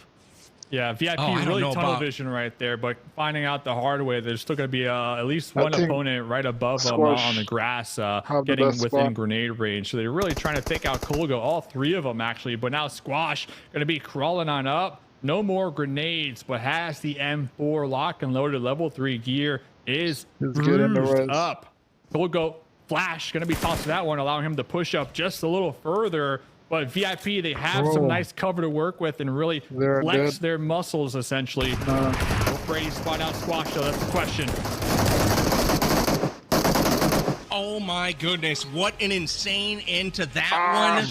Oh, my gosh. Alpha 7 had them dead to rights, but none of the S12K shots land. But we got a little salsa action going on VIP Esports with the winner chicken dinner dance. I was holding my breath at the end of that game because no matter who won, it was going to be an incredibly clutch finish. You saw 9Z and Kolgo down on the inside of shooting range, getting down to he literally looked dead on the health bar on the end game there. No HP left, and all of a sudden he's down to just not even first aids. He had bandages to try to get back into that fight. Incredible job though from all three of those squads, but VIP walking away with their first winner chicken dinner. 7, you said they couldn't do it. I asked you early in the game, is this their game? And you're like, no, bro, no. Shots. They could have clutched, they got it. Their first winner chicken dinner. How are you feeling about this one, VIP Esports? I'm good with it, baby. I am an NA fan after all. Have me eat my words, please, VIP, because if you can start playing like this, but if you can actually continue it, not just make it a one-time thing, I'm all for it. A team that's PUBG. Once again, How many grenades do you think got chucked back and forth between Alpha 7 and 9Z? I'm just going to say a solid 25. All right? Because that's what it seemed like. It seemed like they just put up a top 5. Second mirror mark. Wolves and Alpha 7 was able to stop a third party from Inco Gaming as well. They did end up losing Mafioso, but now how are they going to be able to react to this push that Savage is going to be making towards them? Rebel wanting to move around, wanting to get some off angles. Carrillo is going to end up getting knocked by a wonderful grenade there, and there goes Squash as well. We see you down. Can they recover from this as Rebel's going to jump up by Archie? Jumps out faster, and he's able to spot him. There goes Alpha 7 Savage, now controlling the eastern side of the map. That was crazy, Dave. Was that play of the day? Getting the nade knock on Carrillo, pushing through with the vehicle, jumping out, 360 shot onto Revo of all people. Are you kidding me? I think that's it's the play of the day because it's from Savage Esports, a team that I wouldn't have expected it to come from, right? So Savage Esports, they almost had a winner chicken dinner earlier on here today. Now is their moment, really. I mean, they take out Alpha 7. They're feeling good. They got the loot. They need to take out Influence Rage, in my opinion, the final boss. Yeah, we still got 2 solos, but I'm not worried about the solo right now. Influence Rage currently sitting on 5 elimination points after their beautiful compound crash moments ago as well. So Savage Esports in a prime position to get a winner chicken dinner, especially after that engagement, like you said, PB, up against Alpha 7. I want to put a pin in that one because all 4 players survived.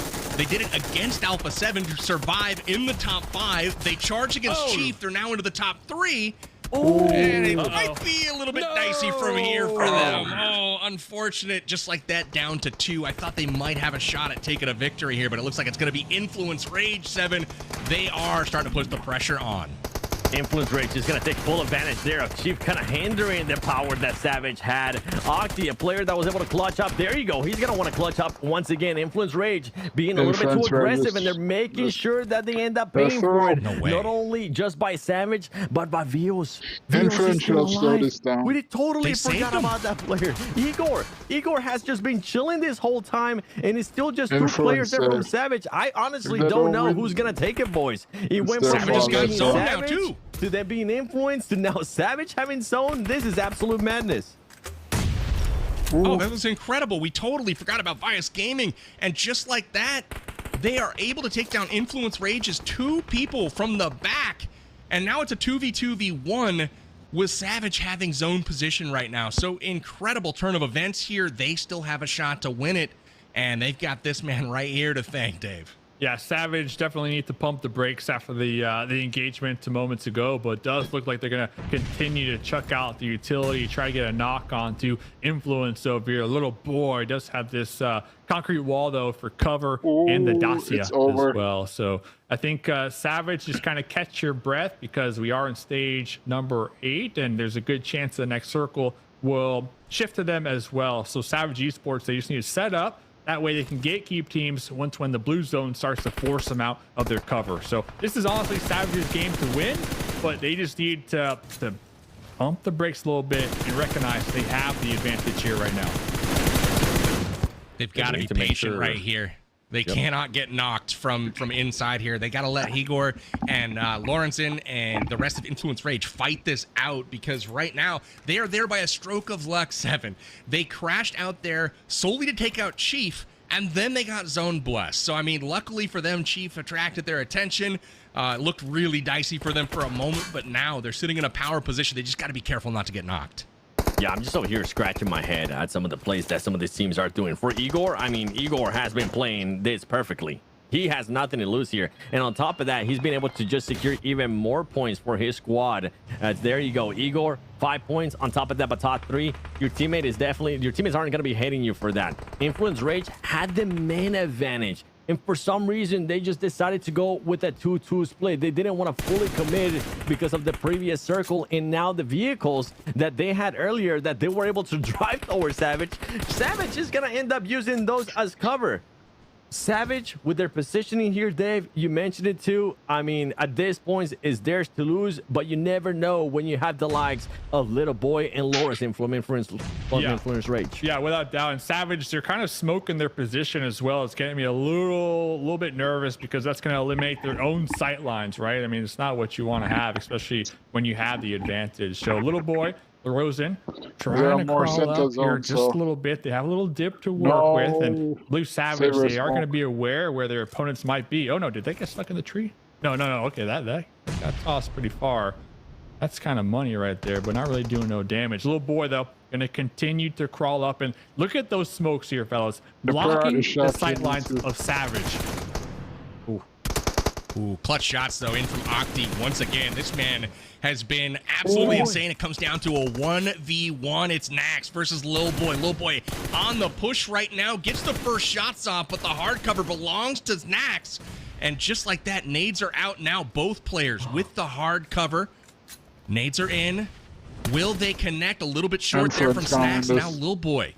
They're going to take a quick pause here. And 7, what do you make of this? We got a 1v1. Who's taking it? I'm looking at what just happened there with Little Boy. He ended up getting 4 grenades out of that box that was on the ground. Can he actually end up connecting with one? Oh, barely missing out on Snax. And Snax, I mean, he's been using a lot of utility early on. Oh, there you go, Little Boy with the play, the magical box that was on the ground, giving him 4 grenades, ends up being the winning play for him as he uses it to his advantage. Ultimately, Influence Rage. Wow, I'm impressed that you guys were even able to come back after that 2-2 split. Congratulations, and I'm happy to see Influence Rage finally get a win as well. This team has been kind of quiet today.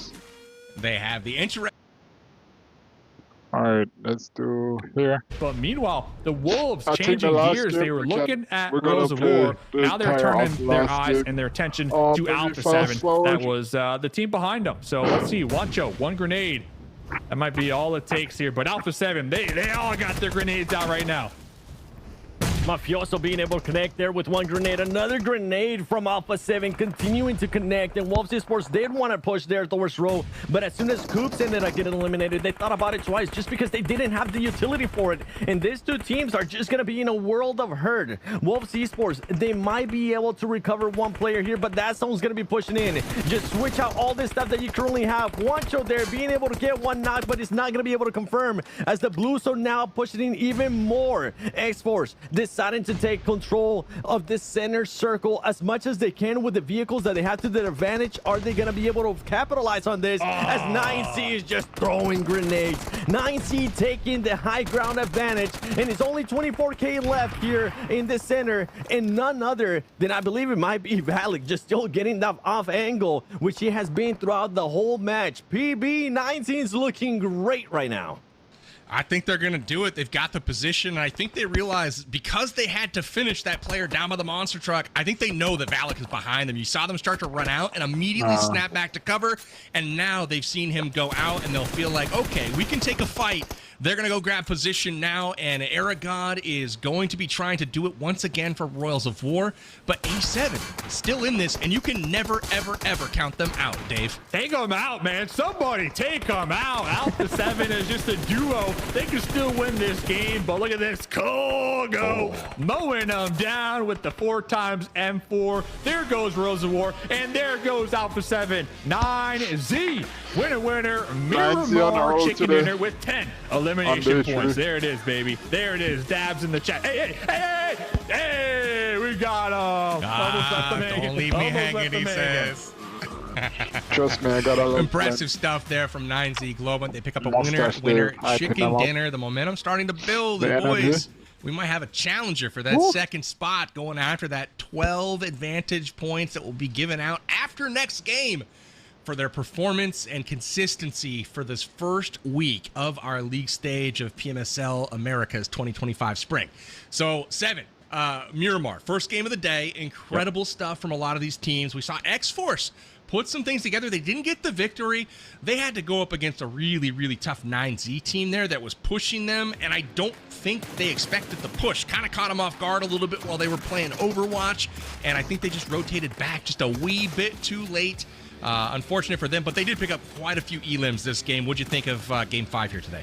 I enjoyed it. I enjoyed it a lot. I actually enjoyed especially what 9C was able to do. Usually, I mean, we've seen it before. I mentioned it earlier whenever VIP ended up winning too. Sometimes teams, when they're put in situations like that where they just have to chill throughout the whole match because the circle keeps blessing them over and over again, when it gets until the end of the match, they just keep on chilling. They're not really being proactive, but 9C didn't want to do that. 9C wanted to be the aggressors. X-Force having to be forced to push down the hill, and on top of that, fighting loops allowed the opening for 9C to just be able to move up and get those angles on them. And on top of that, one props that I do have to give as well, as we're looking at stats here from 9C Global, it's none other than Wolves. Yes, Wolves, you didn't end up getting that win, but overall, the little plays here and there for this team to actually being able to use the utility and make it across the road. I think that's the phone they're using now.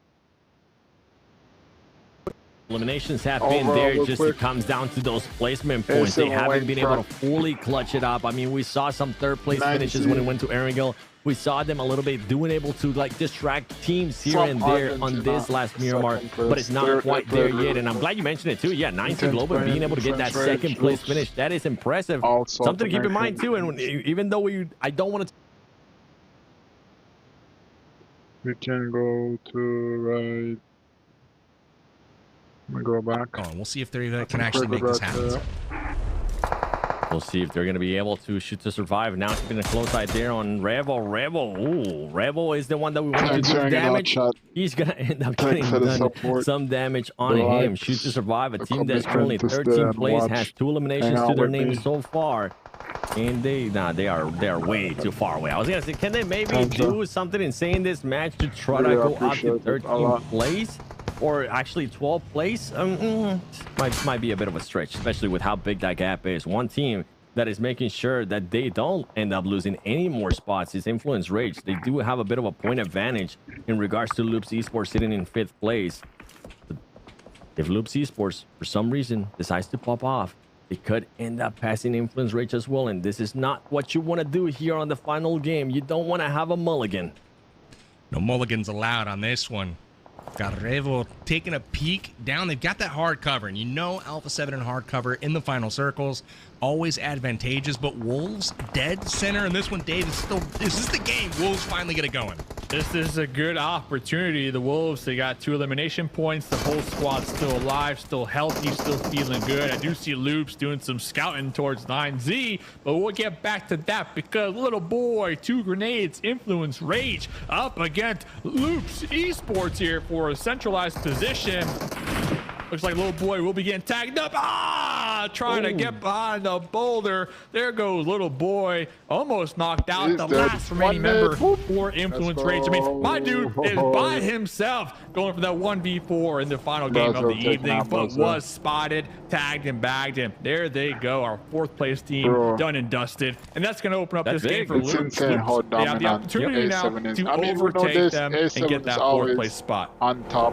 That's right. That is big for Loops Esports. Only ends up with just one elimination, as it was just one player that ended up pushing up there for Influence Rage. But now they have an opportunity. Now they have a chance of passing Influence Rage for that 4th place, as long as they're going to be able to get eliminations. And if I'm not mistaken, I mean, I've been seeing Revo not Keepo over and over again. We got a chance to see him earlier too. I think he might have passed it, PB. I think he might have been able to get the amount of damage that he needed to get to 10K. He did. He is the first player across 10,000 damage. That is an absolutely absurd amount of damage. He's at 608 right now for the match. And not only that, he's put 3 more eliminations on the board. So he's up to 55. I mean, the numbers coming from this guy are absolutely disgusting. And he's got position right now in hard cover, so don't look for it to stop now, Dave. Look at this. Cardozo mini 4 times. Top 5 bush. You don't even see him coming right there. Nenabete catching a couple bullets to the dome right here. But yeah, Revo just pumping out the numbers when it comes to the damage. 661. My goodness, not slowing down anytime soon. Got the 4 times M4, has a nice position onto VG. VG, they don't have much room to work with. You got Revo looking at one angle, and right on top of the hill, you got Team Liquid trying to toss grenades at you, and then Eco as well. So Revo might have an opportunity to get some nice little third-party shots over here onto VG here, racking up even more damage here, fellas. That's right, Team Liquid trying to spot now a player from Alpha 7, but making sure Chief doesn't overextend as Mythic did. And Vios Gaming Igor ends up spotting him, ends up knocking him, and now Vios, the pest. I feel like this team is honestly the pest for a lot of these teams, because when they expected the least, this team is aggressive. This team is Brazilian as well. They want to get into the action. They want to make sure they take the action over to you. It might not work sometimes for them, but they make life definitely more difficult for everybody else. Rogers of War, I wonder if he noticed that there was an Inca player there so close. He's going to end up missing the grenade. Circle is going to be closing in. Wolves is going to be towards the middle. Alpha 7 as well. And another team that needs to make a move there, Dave. And PB is going to be 9C, as Team Liquid is just getting peppered here. And they're trying to fight back against Vios Gaming. On fire. Ayala's on fire. Chief, though, with the high ground, with the M4 swapping to the pump. Can we get it done? There it goes. Vios Gaming doing a great job here tonight. 3 eliminations going their way. Team Liquid, though, not out of the thick of it yet. There's still a bunch of squads jam-packed on top of this current position. I mean, this is just a clown fiesta out here, PB. Clown fiesta, indeed. Team Liquid, just when you think they're kind of out of it, they continue to hang around, continue to hold on. And that's got them in 6th place right now in the lobby. Inko goes out, and number 8 is out of the lobby. So interestingly enough, things are starting to get heated. Half the lobby's almost out of here at this point. And we still have zeros up for 9Z, and intense games. So quite literally, it's anyone's game as 9Z suffers a knock. We'll see if that is a problem for them. But this could be the upper hand that intense game is looking for, 7. Yeah, it's going to be a tough one with the terrain that they're going to be working with. You can see 9C now having to fight. Not only the zone is going to be closing up, not only do you have a player from BIP up towards the north, you have X-Force to worry about, which if for some reason they're able to spot you, we've seen what Valak has been able to do. Luckily for them, guess what? Valak is no longer alive. At least I'm not seeing him. But Fate is, and Alim is, and there you go. Life just became a little bit easier there for 9C Globen, as Freddy, the last player standing from VIP, does end up getting eliminated. Meanwhile, Wolves, I'm actually enjoying this positioning, and I'm hoping that Coops, whatever you do, Coops, just don't overextend. Don't get too crazy here. This is good positioning for you guys. Maybe get a little bit closer to your team. Wolves have got great position right now in the center zone, so they put themselves where they need to be, and now it's a matter of playing together to get those elims, secure those points, and hopefully get onto that first page. They're only 15 points behind Enko right now, and Enko is out of the lobby, so if there was ever a time to make that push to get on that first page, now is the time, and the Wolves have the most control of anyone in the zone right now, so this is an interesting kind of final-ish circle. We've got good position from Intense Game, from the Wolves, and from Alpha 7. Everyone else kind of battling at this point. We've even got Shoot to Survive controlling the northern part of the circle. So 9Z trying to make their way across the road, secure that position. Reyes, the beachhead right now, able to cover them a little bit. They get to the ridge, and they might have just found a way to get to that next position in circle. So we'll see how this ends up, Dave. Yeah, Intense Game as well. Feeling a little confident now. They're going to be opting for that 2-2 split over here. So we'll see if they can rack up some eliminations. We're looking at this current position. They're going to be keeping 9Z at bay. 9Z, they got the road, they got the cover. They're solid for the time being. I believe IG recognizing like, okay, we need to get some elimination points, and that's why they got that split. But 9Z now looking for the rotation. I'm looking for the pullback from IG. They need all their members here for the defend. Milos downrange. Looks like the Molotov might be money right there. There goes Milos. So now here comes IG with the defense. IG down to just 2 members here. Silence. We're getting blessed with the head-to-head. This is great. Yep. This is it. This is what we wanted. Remix back up. Oh, there we go. Money all day. We got the mini swapping on over to the shotgun with the fadeaway. Padrino, last one alive for Intense Game. There goes another knock, but Padrino just not able to handle the pressure from behind. That was Remix, and now here comes Coops. Here comes the Wolves. Clean up on aisle 5 is what they said, and well, there they go, fellas. But look at the total points. Enough. 4 eliminations for 9Z and 2 for IG. I love it. It was earned. Head-to-head. 7, they went head-to-head. Ultimately 9Z winning the battle, and they do go out. Wolves able to finish the job there and send them both back into the lobby packing. But hey, they did enough. Second place should be well in hand now for 9Z. It was a big gap to climb today, but they did just that, and they'll secure those 12 bonus points.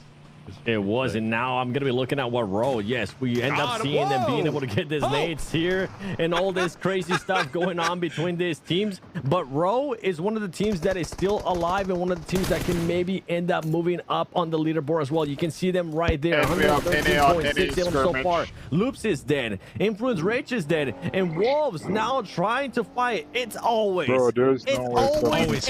on NA action. Why? Juancho's always their last hope, too, and he gets so close every time, but we'll see if he's able to avoid the third party. He's running around like a crazy man. Can he get to cover? He opts to avoid the heal in order to get to safety. He's got to try to get this healed up. There is just no way. Shoot to survive. Oh, man. NA on NA on NA action here, and just like that, the Wolves are out of the lobby just when you thought that they were going to be in a position to maybe take one here. They're out of the lobby. Now it's back to Alpha 7 with all 4 members up in the center of zone control. Another win for A7. Is that what's happening here? I mean, all the Rebel might get 60. He's got 5 already. I thought that was a bit of a stretch, but I shouldn't have thought that. Why would I think that, right? Like, he's got 5. He's closing in on 1,000 damage. He needs 1 more bullet to land to get over 1,000. Yeesh. Alpha 7 at 2,400 damage as a squad, and they've still got plenty of targets left to shoot at. Oh. Well, there's your 1,000. Absolutely disgusting, Rebel.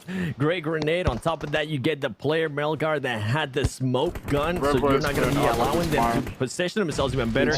Gets another knock, too. And that is just giving a red flag to his team as well, saying we need to push this. And if they're able to get all of this, that's going to be up to 8 eliminations just for Rebel by himself. What the heck is going on? He just 1v4, like, right in the face of the other team. He's just like, I'm just going to shoot everybody. Going to throw some nades. We'll maybe throw in a 360. This is crazy. Hey, G, don't put them against the wall here. They're on the defense here. Rebels. Well, they're going to be getting like, I'm coming back. Here comes Revo swapping to the DBS, trying to get some shots out there. The Molotov anticipates the revive behind the vehicle, going for the rotate around here. Mafioso now grouping up here, so it looks like they are going to be getting the pickup. Mafioso cooking the grenade, looking to toss it right over that hillside, looking to take out AGG, but Revo lock and loaded with the DBS here, fellas. I can't even believe this. Revo ran off for a moment. Like, you guys got this push, you can finish it up. And then Carrillo goes down and starts getting a bit dicey. Revo's like, I'm coming back. I'm going to revive you, and I'm going to take this fight. We're going to finish. That's very impressive. And why they are so successful. Yeah, we're done. Yeah, I mean, you got Alpha 7 with shotguns knocking out your front door. I mean, you got to answer. You got to answer. Alpha 7, 11 eliminations. Another chicken in their crosshairs. Don't count out Shoot to Survive. All 4 members up. Maybe they can get something going here finally for NA. We'll see if it can happen. VIP Esports winning a game earlier today. S2S trying to join them in that effort. Klaus here leading the squad. We'll see. Hey, they're finally all together and not getting knocked out of vehicles one at a time. We'll see if they can take advantage of their numbers here at the end. Out in the open, though, is Klaus. This is going to be challenging going head-to-head with Alpha 7. And for Shoot to Survive, being able to close the terrain there with Alpha 7, they were far enough that they weren't able to actually third-party that, but at least now you're within range. You're within range to start using that utility. We saw already Alpha 7 being able to use up a lot of utility earlier on whenever they were fighting AGG. Even though Revo made it look easy, Squash was like too hyped up. He was like, okay, this should be easy pickings. He ended up jumping out and got caught off guard, and that's why he's currently eliminated. Alpha 7 now up to 11 eliminations. Shoot to Survive, a team that's definitely wanting to get those points. Coming into this match, they were 14th place with 54 points, tied with United 4 Gaming with 54 points as well. Fate clutching up even more placement points for his squad, but I don't think he's really going to be able to do much. It's going to come down to Shoot to Survive in Alpha 7. Dude, I don't know. I think Klaus extends an invite to Fate. Like, yo, bro, there's 5 NA players left up. I think you come play for the good guys for this one. Join us, and we'll take on Alpha 7. They've got 3, and that feels pretty mighty, pretty insurmountable. But we'll see what happens. Fate's probably not going to take the invite. We'll see. I don't think he will, but he does have a vehicle to work with, and it looked like a vehicle that has 0 damage. And with this terrain here, you can see that little cliff there towards the right side of Casper at the moment. If he's able to time it right, if he waits for the right timing here, he is currently still within the circle. Actually, he's not within the circle, but if he's able to time it right, he might be able to even secure a 2nd place finish. Looking at Casper, 6 grenades, had 7, tossed one out a little earlier on. I mean, one nice grenade could really do a lot of damage to A7, but A7 going to be rolling out here, a little buggy pickup service. I'd be trying to push their way into the circle just a little more here. Casper still down here, dark light, looking over there, anticipating the push from Mafioso possibly. But Shoot to Survive, they have the numbers advantage. But not only that, they got big Bob on the high ground. You cannot count out Bob. I've seen Bob clutched out many times before. Now on the main stage at LAN. Let's see what Bob can do. Fate at the blue zone, going to be pushing him in just a little bit. I believe Fate is going to be spotted, hitting the dirt just in time before getting eliminated by the hands of Alpha 7. This isn't scary at all for him. He's probably feeling really comfortable. Mafioso takes him down just like that. We have ourselves head-to-head between S2S and Alpha 7. It's a 4-on-3 advantage for the North American squad. They've got high ground, but will it matter? They're going up against the best team in the region. Revo taken down early. It's a 4v2, and this is what S2S needed to get this fight going. 7. Let's go, S2S. That's right, but Carrillo, the GOAT of NA, the GOAT of America, as some people like to say, being able to find some people, being able to connect with grenades. Now that is 2 grenades that he has connected with. Revo is knocked. I don't know if he's going to end up getting picked up. I think Mafioso went for the pickup. If he's able to revive him, that is going to be massive as long as Carrillo is going to be able to hold him off right here. Casper making sure that he backs up Carrillo. Carrillo being careful here, gaining on all the angles, causing some damage there to Shoot to Survive. And what looked like to possibly look like an easy win here for Shoot to Survive, there you go, getting Rebel back, making it a 2v2 situation. It's still all the players are alive from Shoot to Survive. There you go, they get a full reset, and they might be able to get him. Casper's gonna have to switch here to a Mafioso got both and connect with Carrillo. Bro.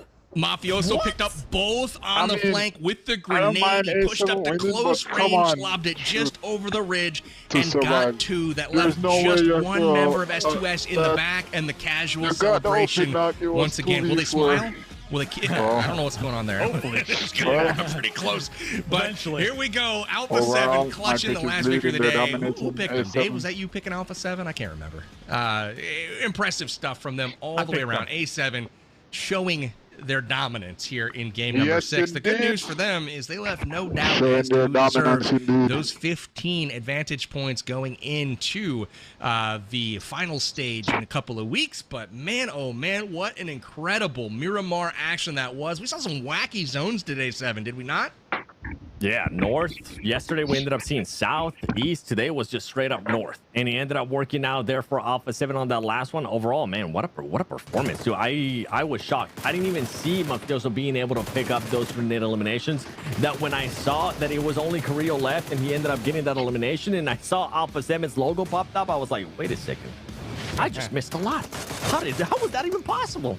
Yeah, absolutely. We saw Casper at the end. He's gonna watch the VOD back, and he's gonna wish he had his gun out, right? Casper was right there, had his grenade out, trying to get the grenade knock, and well, they didn't even know he was there at that point. That's just yeet it. That's a yeet right there, getting the run over from Team Liquid. And also, one other thing to mention, like Alpha 7, they're looking to secure some cash money because the league stage, you got 60K on line, and then the grand finals, you got 140K on the line. So Alpha 7 not only looking to get as many advantage points as possible, but also looking to put themselves in the situation where they get this cash money, baby. Putting a few buckaroos in the pocket's never a bad thing. And I gotta say, you know, I'm a little disappointed, Revo. 1,263 damage, that's it. I mean, you fell 127 damage short of 11,000 damage for the tournament so far. We thought 10K was going to be the mark to reach. He almost hit 11,000. And incredible stuff from them. And look at the performance across the board. 7 of them for Revo. 5 for Mafioso. Carrillo picks up 4. I mean, just massive, massive damage from this squad. And they are not to be trifled with. They're looking like the clear-cut favorites to emerge from this region as we take a peek at our match standings. And just like the damage, just like the elims, Alpha 7 doubles up on the competition. But I will say, nice to see all those American flags in the top 5. Am I right? Shoot to Survive finishing 2nd place in this one with X-Force in 3rd. Wolves make it all the way to 5th here. So not a bad way to close the day for the NA squad. Don't know if it'll be enough to be on that first page of the overalls. But Dave, you gotta like the way the North American squads close it out today. Yeah, closing it out strong here on a good note heading into, you know, the next week. And like we keep talking about, I think the points, they kind of get a little mini reset here. So honestly, if you could just do a little bit of studying, maybe have a couple conversations tomorrow, you come into that next week looking good, feeling good, and just ready to have a different experience when it comes to the overall leaderboards and really try to take advantage. But 232 points, I mean, talk about the gap between 1st and 2nd. I mean, Alpha 7, they are the squad to beat here in our region, at least so far. Yep, pretty clear. 86 points advantage over the next one. 137 eliminations there for Alpha 7, but I am happy to see that 9C Globan did end up clutching up that 2nd place. It wasn't just a lockout there from Brazil being able to be on the top 5. It's good to see a little bit of difference there. And for Inco Gaming, congratulations, you are one of the NA teams that does end up being there within the top 8. They did end up slowing down massively when it came down, especially for today, but they did just enough to secure that 8th place. Pretty impressive stuff there indeed. Inco getting it done. Love to see it. Like the nice flag there representing Dominican Republic. So not a bad showing at all. Royals of War had a pretty good performance as well. Loops, Influence, Rage, Intense Game, all getting it done. Team Liquid, unfortunately for them, fell a little bit in the final couple of games down to 7th place. But hey, They came back after a pretty abysmal day one, and they're able to secure that first page rank. So all is not lost for them. I will say, though, I don't know that I've been as impressed with a team or specifically a player in Revo that I have with Alpha 7 in a long time in PUBG Mobile. And I'm talking any region. This has been an incredibly dominant showing all of week one. The good news for the lobby is, though, the team points reset to 0 after this week, and they're going to have to do it again next week in Phase 2. So that's going to be interesting to watch for sure. I'm going to ask you, Seven, what do you think of the way this went down today? Was it what you expected? I think the only thing I was expecting Alpha 7 to continue on that performance. They were able to showcase it. I thought maybe they were going to end up slowing down a tiny bit. That was not the case. They end up closing out the Phase 1 with 2 wins. On top of that, for Revo to end up getting 59 eliminations. Short, you know, you were saying a little bit short in regards to the 11,000 damage. Just 1 ilm short of that 60 ilms, but I mean, even with that amount of ilms, with the 59 ilms from Revo alone, he got more ilms than 7 teams in the lobby. That is ridiculous. Another fun fact on Revo, if you add up all of the elims that the number 2 player in the lobby and the number 3 player in the lobby, it's the same amount as Revo. So he is quite literally number 2 and 3 combined. That's mind-boggling to me. Absolutely crazy. So why don't we take a look at how that reflects on the MVP leaderboard? Because I can imagine who's going to sit on the top of this one. It's no surprise. It's Revo with 59 elims and 17 assists to go with it. 10,873 damage. The gaps between first and second between elims and damage, I've never seen anything like it in all of my days of casting PUBG Mobile. 7, have you? I've seen close to it, but not like this. This is just out of the norm. This man is just, they need to check him, okay? They need to check him because he is absolutely just popping off. And in situations where it doesn't even look like he should be popping off, Dave, he was able to come back and still put up his team on his shoulders at times and continue to propel them whenever they needed him to. And this is why Alpha 7 not only having the best player, the best 3 out of 5 players in the lobby. On top of that, they get the first place, 86-point lead. That's not bad. Alpha 7 things. Yeah, it's crazy. You got 3 players out of the top 5 in the whole lobby, and they have more elimination points than 4th place has in total on down, right? So this team, they were just popping off this week here, PB. Let's check out. I think we got a PB special right now. The PB special. Out, by the way. What is this? Hey, this is my graph after it was in the start of the game. I said, hey, this is crazy. Put it on screen. Obviously, we didn't have a graphic prep for that. They got the receipt. Production says no, and I said, but it's very pretty. And I asked in my super sweet voice, and what do you know? Just like that, I'm famous. I'm on screen. Mom, we did it. So look at this. I will say, absolutely bananas performance from Alpha 7 today. Pretty crazy, and with that, they're going to earn 15 head start points, but let's see where all of the other teams will land as far as points that they will be taking forward into the grand final of PMSL Americas. Alpha 7 gets 15, 9Z Globant gets that 10 or 12 points, and 10's game will finish in 3rd with 9, and then as you can see, it slowly trickles down from there, but even VIP Esports 7 is getting that 1 point. Yeah, VIP Esports, even after they ended up getting the win today, they ultimately end up in that 16th place. We were talking about hopefully that day that they will have to rest. Use it to your advantage. Go back, do a lot of VOD review, see what you did wrong, and try to readjust. I know one team that's going to be doing that, even though they did end up at least clutching up, not being in last place. AGG with just 2 points, they're looking to do a lot of stuff differently. Couldn't agree more. American flags, they're not quite on that first page, but hey, we've got Inco Gaming representing the Dominican Republic. They did make it onto the first page, securing 8th place. Dave, they'll take 5 points forward into the grand final. And you know, how do they think they feel about that? Hey, I'll take it, man. I'll take any points I can get here for those advantage points, because you know what? I'm looking at the grand final. I'm looking ahead. These points might be like the throwaway game, right? So you have one bad game, you can kind of take these advantage points and kind of cancel it out almost. These top 3 teams, top 4 teams, they're probably not going to have bad matches, so it's going to be a challenge. But I mean, these advantage points so important come finals time. But 7 BB, it was a great day hanging out with you guys, man. I mean, we had some really good PUBG Mobile, a lot of action, some highlightable plays in my opinion. Shout out to you two, and shout out to the observers in the sky. Shout out to the players. I mean, it was just a great day all around. You guys crushed it on the production crew. Absolutely, for sure. Shout outs to observers. Dave, coming back to you. 18 games of PUBG Mobile in the books. What was your final takeaway for this first week 1 of action? You already know, PB. Next week, week number 2, it's going to be all about North America. All right, I don't care what happened in week number 1. We coming back, baby. Week number 2, NA, we're looking good. We're feeling good. And we're going to be top 5 of the leaderboards. Mark my words, all right? We're coming back strong here, fellas, all right? I'm putting my mustache on it, or I'm putting Coops' mustache on it. Yeah. Oh, he put his mustache on it first. I heard it.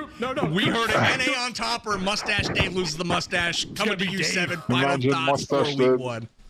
What would his name be? I can't wait to see that. If NA's not on top, Mustache Dave is shaving his mustache live on broadcast for the grand finals. I'm for it. I'm for it.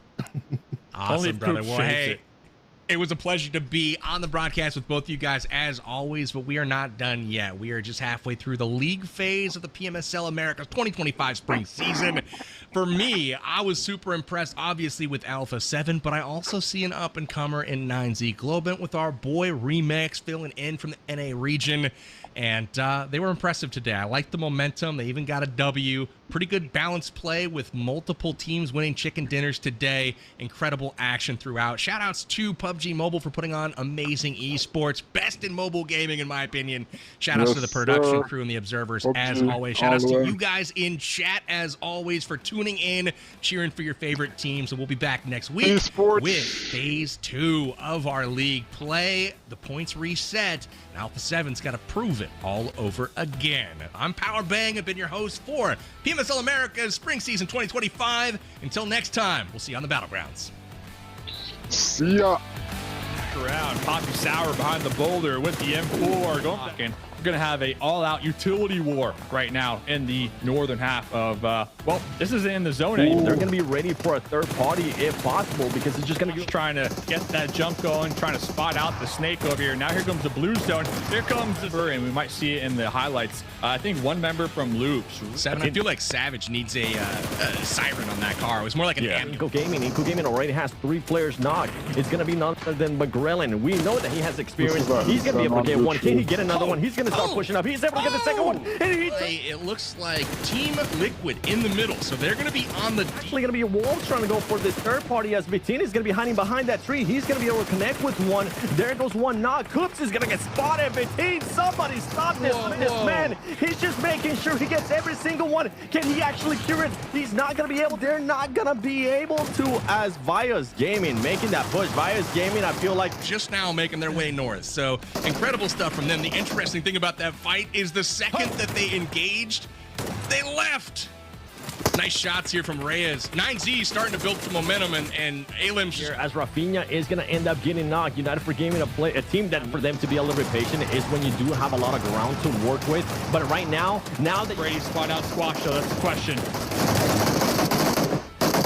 But none of the S12K shots land. But we got a little something. Just moments ago, but now with their rotation, they're getting just... This team could end up setting themselves up great. 9Z blows them off angles. Carrillo is going to end up getting knocked by a wonderful grenade. Because all 4 players survived. They did it against Alpha 7. For Loops Esports only ends up with just 1 elimination, as it was just 1 player that ended up rewatch about the fight with Dauntless. Remix back up. Join up. Spotted, hitting the dirt. Let's rewatch this fight, chat. Mafioso. They shouldn't have lost this fight. Land. Let's see what players left us. I think you come play for the good guys for this one. Join us and we'll take on Alpha 7. They've got 3, and that feels pretty mighty, pretty insurmountable. But we'll see what happens. Fade's probably not going to take the invite. We'll see. I don't think he will, but he does have a vehicle to work with, and it looks like a vehicle that has 0 damage. And with this terrain here, you can see that little cliff there towards the right side of Casper at the moment. If he's able to time it right, if he waits for the right timing here, he is currently still within the circle. Actually, he's not within the circle, but if he's able to time it right, he might be able to even secure a second place finish. Looking at Casper, 6 grenades, had 7, tossed one out a little earlier on. I mean, one nice grenade could really do a lot of damage to A7, but A7 going to be rolling out here, a little buggy pickup service. I'd be trying to push their way into the circle just a little more here. Casper still down here, dark light, looking over there, anticipating the push from Mafioso possibly. But shoot to survive. They have the numbers advantage. But not only that, they got Big Bob on the high ground. You cannot count out Bob. I've seen Bob clutched out many times before. Now on the main stage at LAN. So let's see what Bob can do. Fate at the blue zone, going to be pushing him in just a little bit. I believe Fate is going to be spotted, hitting the dirt just in time before getting eliminated by the hands of Alpha 7. This isn't scary at all for him. He's probably feeling really comfortable. Mafioso takes him down just like that. We have ourselves head-to-head between S2S and Alpha 7. It's a 4-on-3 advantage for the North American squad. They've got high ground, but will it matter? They're going up against the best team in the region. Revo taken down early. It's a 4v2, and this is what S2S needed to get this fight going. 7. Laid up top. That's right, but Carrillo, the GOAT of NA, as the GOAT of America, as some people like to say, being able to find some people, being able to connect with grenades. Now that is 2 grenades that he has connected with. Revo is not. I don't know if he's going to end up getting picked up. I think Mafioso went for the pickup. If he's able to revive him, that is going to be massive as long as Carrillo is going to be able to hold him off right here. Casper making sure that he backs up Carrillo. Carrillo being careful here, gaining on all the angles, causing some damage there to Shoot to Survive. It will possibly look like an easy win here for Shoot to Survive. There you go, getting Revo back, making it a 2v2 situation. It's still all the players are alive from Shoot to Survive. There you go, they get a full reset, and they might be able to get him. Casper's going to have to switch here to a Mafioso got them both. And connect with Carrillo. Mafioso picked up both on the flank with the grenade. He pushed up to close range. Best team in the region. Revo taken down early. It's a 4v2, and this is what...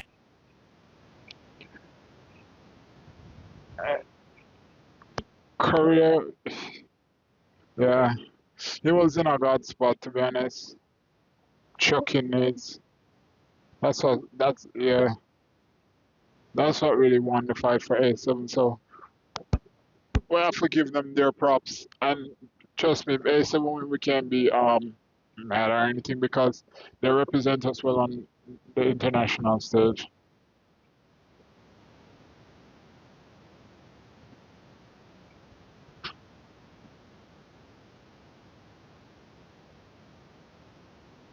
I forgot. Players are alive from this Shoot to Survive. There you go. They get a full reset, and they might be able to get him. Casper's gonna have to switch here to a Mafioso got them both and connect with Carrillo.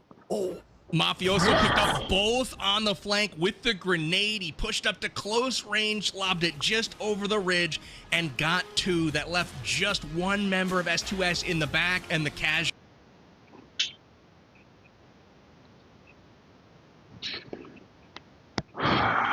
All right, chat.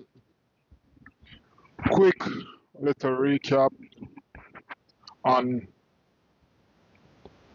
PMSL Americas. You know we love esports, so we have to cover it always.